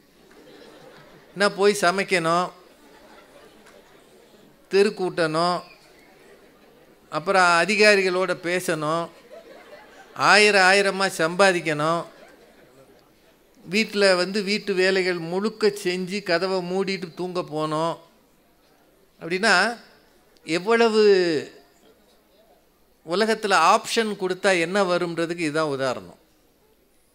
அதை கொடுக்கக்கூடாதுன்றதான் இந்த அணி, கொடுக்கணுன்றது இந்த அணி. நீங்கள் என்ன முடிவெடுப்பீங்க? ஒரே ஒரு விஷயம் தெரிஞ்சுக்கங்க, பிறந்த உடனே யாரும் பிள்ளைகளை கண்டிக்கிறது இல்லை. அந்த குழந்தையை தூக்கி மடியில் வச்சுட்டு அம்மா உட்காந்துருக்காங்க, எந்நேரம் அடிச்சுக்கிட்டா இருக்காங்க? இல்லை. அதுக்கு பசிக்கும்னு தாய்க்கு தெரியும். விரும்பாமலே, அது சொல்லாமலே போய் கொடுப்பாங்க. பாலோ ஒரு அமுலோ ஒரு ஃபேரக்ஸோ கொடுப்பாங்க. அந்த குழந்தைக்கு குளிரும்னு தாய்க்கு தெரியும். அந்த குழந்தைக்கு ஒரு ஸ்வெட்டர் போட்டு விடுவாங்க, காலுக்கு ஒரு சாக்ஸ் போட்டு விடுவாங்க. சூழல் சரியில்லைன்னா விக்ஸ் தடவுவாங்க. அப்படின்னா ஒரு குழந்தையை பெரும் முன்னரே தாய் அந்த பிள்ளையை பற்றி கனவு காண்கிறாள். இந்த பிள்ளை என்ன ஆக வேண்டும் என்று யோசிக்கிறாள். வளர வேண்டும், எதிர்காலத்தில் இந்த பிள்ளை இந்த குடும்பத்துக்கு ஒரு சொத்தாக இருக்க வேண்டும் நினைக்கிறாள். ஆனால் அந்த பிள்ளை வளர வளர சொத்தையாக போகிறது. இப்போ தாய் என்ன செய்யணும்? இதான் கேள்வி. அப்படியே விட்டுறலாமா? நம்ம கண்ணெதிர தவறு நடக்கிறது என்று தெரியும் போது அமைதியாக போவது தான் சரியா? உங்கள் எல்லார்ட்டையும் திரும்பவும் சொல்கிறேன், எப்போ கண்டிக்க ஆரம்பிக்கிறோம்? 6ஆம் கிளாஸ் படிக்க ஆரம்பிக்கும் பிறகு பெரும்பகுதி. எப்போ பிள்ளைகள் சுயமாக தவறு செய்ய நினைக்கிறார்களோ, இப்போ உங்களுக்கெல்லாம் ஸ்கூலில் 8:30 மணியா? இங்கே எப்போ ஸ்கூலு? 8:30 மணி. 8:30 மணிக்கு போகணுன்றது கண்டிப்பாக கனிவா? இப்போ ஒரு ஸ்கூல் இருக்குன்னு வைங்க, இங்கே 8:30க்கு வரலாம், 9:30க்கு வரலாம், 10:30க்கு வரலாம், விருப்பப்படி வரலாம். அப்படின்னா அது பேர் பள்ளிக்கூடமா? இப்போ 8:30 மணினா 8:30 மணிக்கு போகணுன்ற கண்டிப்பு இருக்கணுமா இருக்கக்கூடாதா? சொல்லுங்கள். இப்போ 8:30க்கு ஸ்கூலுக்கு போகணும்னா நீங்கள் எப்போ வரணும்? எழுந்திருக்கணும். ஒரு குறைந்தது 6:30க்காவது எழுந்திருக்கணும். 6:30க்கு எந்திரி, நீ 8:30க்கே எந்திரி அப்படின்னு ஒரு அம்மா சொல்லுவாங்களா? சொன்னாங்கன்னா அது குடும்பமா? அது குடும்பமா? அதுக்கு பேர் தாயா? அப்படி போகிற ஒரு பிள்ளைய அப்பா, இப்போ தெரு முனையில் ஒரு பையன் 10th படிக்கிற பையன் ஸ்மோக் பண்ணிக்கிட்டு இருக்கான். அவங்க அப்பா பார்க்குறாரு அந்த வழியாக, தெரியாமல் அவன் ஒரு மறைஞ்சு நின்று ஸ்மோக் பண்ணிக்கிட்டு இருக்கான் குளிருக்கு. அப்பா பக்கத்தில் தம்பி, புகைப்பிடிப்பது உடல் நலனுக்கு கேடு, இது உயிரை குடிக்கும், நீ புகைப்பிடித்தால் செலவாகும் அப்படின்னு சொன்னாருன்னு இந்த இவங்க சொல்கிறாங்க. இந்த இவங்க சுப்ரியா மாதிரி ஆளுங்க நாம் கனிவு காட்டியே வளர்க்க வேண்டும். அவங்க சொல்கிறாங்க அமெரிக்காவில் பிள்ளைகளை அடிக்கிறது இல்லைன்னு. அமெரிக்காவில் அப்பா அம்மா பேசினாலே 911 ஒரு நம்பர் இருக்குது. நான் அமெரிக்கா பள்ளிகளுக்கு போய் பார்த்துருக்குறேன். நம்பரை அமுக்கிடுவான் 911. போலீஸ் நீ என் பிள்ளையை திட்டினையான்னு கூட்டிகிட்டு போயிடும். அந்த கலாச்சாரம் வேறு. அதனால தான் அங்கே பள்ளிக்கூடத்துக்கு போகிறவன் துப்பாக்கி எடுத்துகிட்டு போகிறான், திடீர்னு ஷூட் பண்ணுறான். அந்த கலாச்சாரம் இங்கே வேணுமா? அங்கே 16 வயசு வந்த பிள்ளைய அப்பா அம்மா தனியாக விட்டுருவாங்க. 16 வயசுக்கு மேல் ஒரு பிள்ளைக்கு எந்த செலவும் பெற்றோர் செய்ய மாட்டாங்க. இங்கே கல்யாணம் பண்ணி வர வரைக்கும் அப்பா அம்மா தான் செய்கிறாங்க. நல்ல பொண்ணா பாருன்றான் அவன், இல்லை நான் பார்க்குற பொண்ணை கட்டி கொடுன்றான். அப்படின்னா எப்போது நீங்கள் இஷ்டத்துக்கு விடுகிறீர்களோ அப்போது இந்த சமூகம், ஏன் தெருவில் சிக்னல் வைக்கிறோம்? ரெகுலேஷன்றது இருந்தாகணும். சிக்னலே வேண்டாம், இப்படியும் போ அப்படியும் போ, அப்படின்னா என்ன வரும்? என்ன நடக்கும்? விபத்துகள் தான் நடக்கும். கண்டித்ததால் ஹிட்லர் கெட்டு போனார்னு ஐயா சொன்னாங்க. அவர் ஒரு இனத்தின் மீது கொடுங்கோல்மை வைத்தார், ஒரு இனத்தை அழிக்கணும்னு பார்த்தார். ஆனால் அந்த ஹிட்லர் ஜெர்மானியர்கள் ஒத்துக்கொண்ட தலைவராக ஆனார்ன்றதையும் மறந்துடக்கூடாது. முதல்ல ஜெர்மனுக்கு தலைவரானார், அதிபரானார். ஜெர்மானியர்கள் இன்றைக்கும் ஹிட்லரை கொண்டாடுறாங்க. உலக வரலாற்றில் ஒரு 100 பேரை எடுத்துக்கொண்டால் அதில் ஹிட்லர் மேலே இருக்கிறார். அதான் வரலாறு. இந்தியா டுடே மேகசினில் ஒரு போட்டிருந்தாங்க, டைம் மேகசினில் போட்டிருந்தாங்க, உலகம் இன்றைக்கு அங்கீகரிக்கிற ஒருவராக ஹிட்லர் இருக்கிறார். கனிவு இருக்கக்கூடாது என்று சொன்னால் நம் பிள்ளைகளை நாமே வெறுப்போமா? இப்போது நம்ம சாப்பாடு கேட்குறோம், அம்மா சாப்பாடு போடாமலாம் இருக்காங்க, பட்னியாக போ, எக்கேடு கட்டும் போ. நம்ம எக்ஸ்கர்ஷன் போகணும், காசு கேட்குறோம், அப்பா தராமலாம் இருக்கிறார். தீபாவளிக்கு ட்ரெஸ் வாங்காமலாம் இருக்கிறீங்க, வாங்கியிருக்கீங்களா இல்லையா?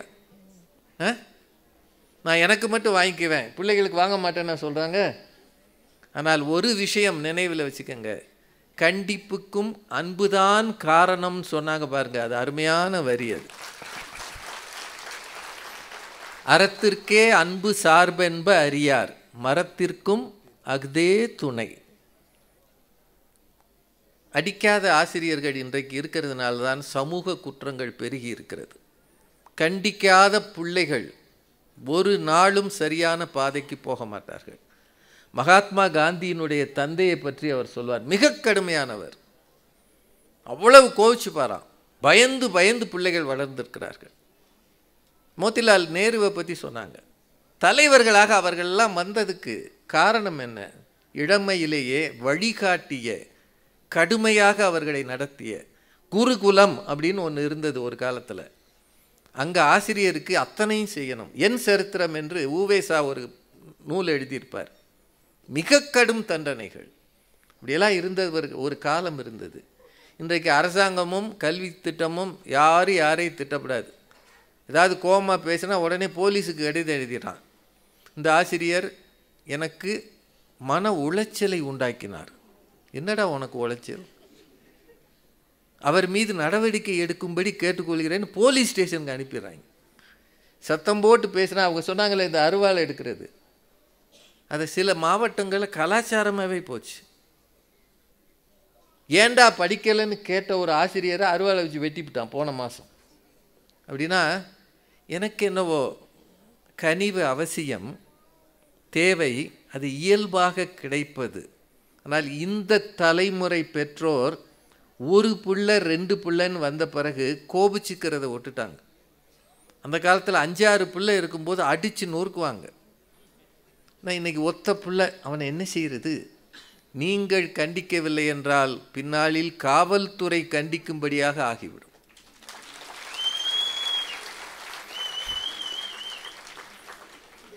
இந்த தீர்ப்பு இங்கே இருக்கிற பலருக்கு வருத்தமாக இருக்கும். ஆனால் எனக்கு என்னவோ இந்த தலைமுறையிடம் குறைந்து வருகிற மரியாதைகள். உங்கள் வீட்டுக்கு யாராவது ஒரு உறவினர் வந்தால் இந்த தலைமுறை பிள்ளைகள் வந்து பேசுவதில்லை. ஏய் மாமா வந்திருக்கார், அந்த ஆளை போக சொல்லு. Who asked him to come?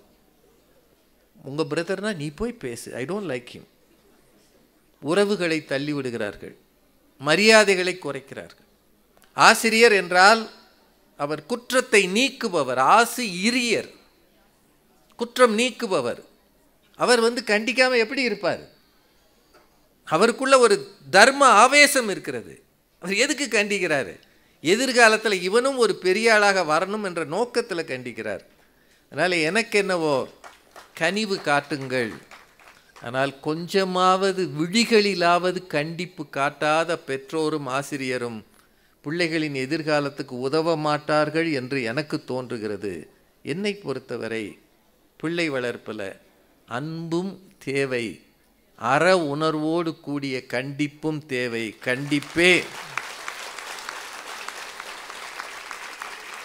இன்றைய தலைமுறையை உருவாக்கும் போதைப்பொருள், மோசமான படங்கள்,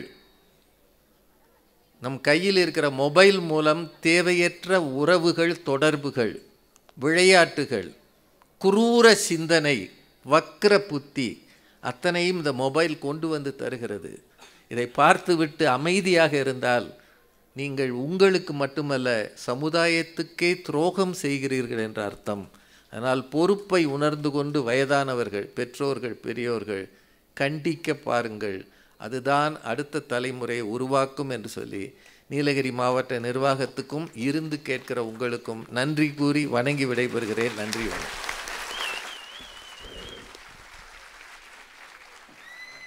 இந்த தகவல் உங்களுக்கு பிடிச்சிருந்தா லைக் பண்ணுங்க, உங்க ஃப்ரெண்ட்ஸுக்கு ஷேர் பண்ணுங்க, மறக்காம எங்க சேனலுக்கு சப்ஸ்கிரைப் பண்ணுங்க.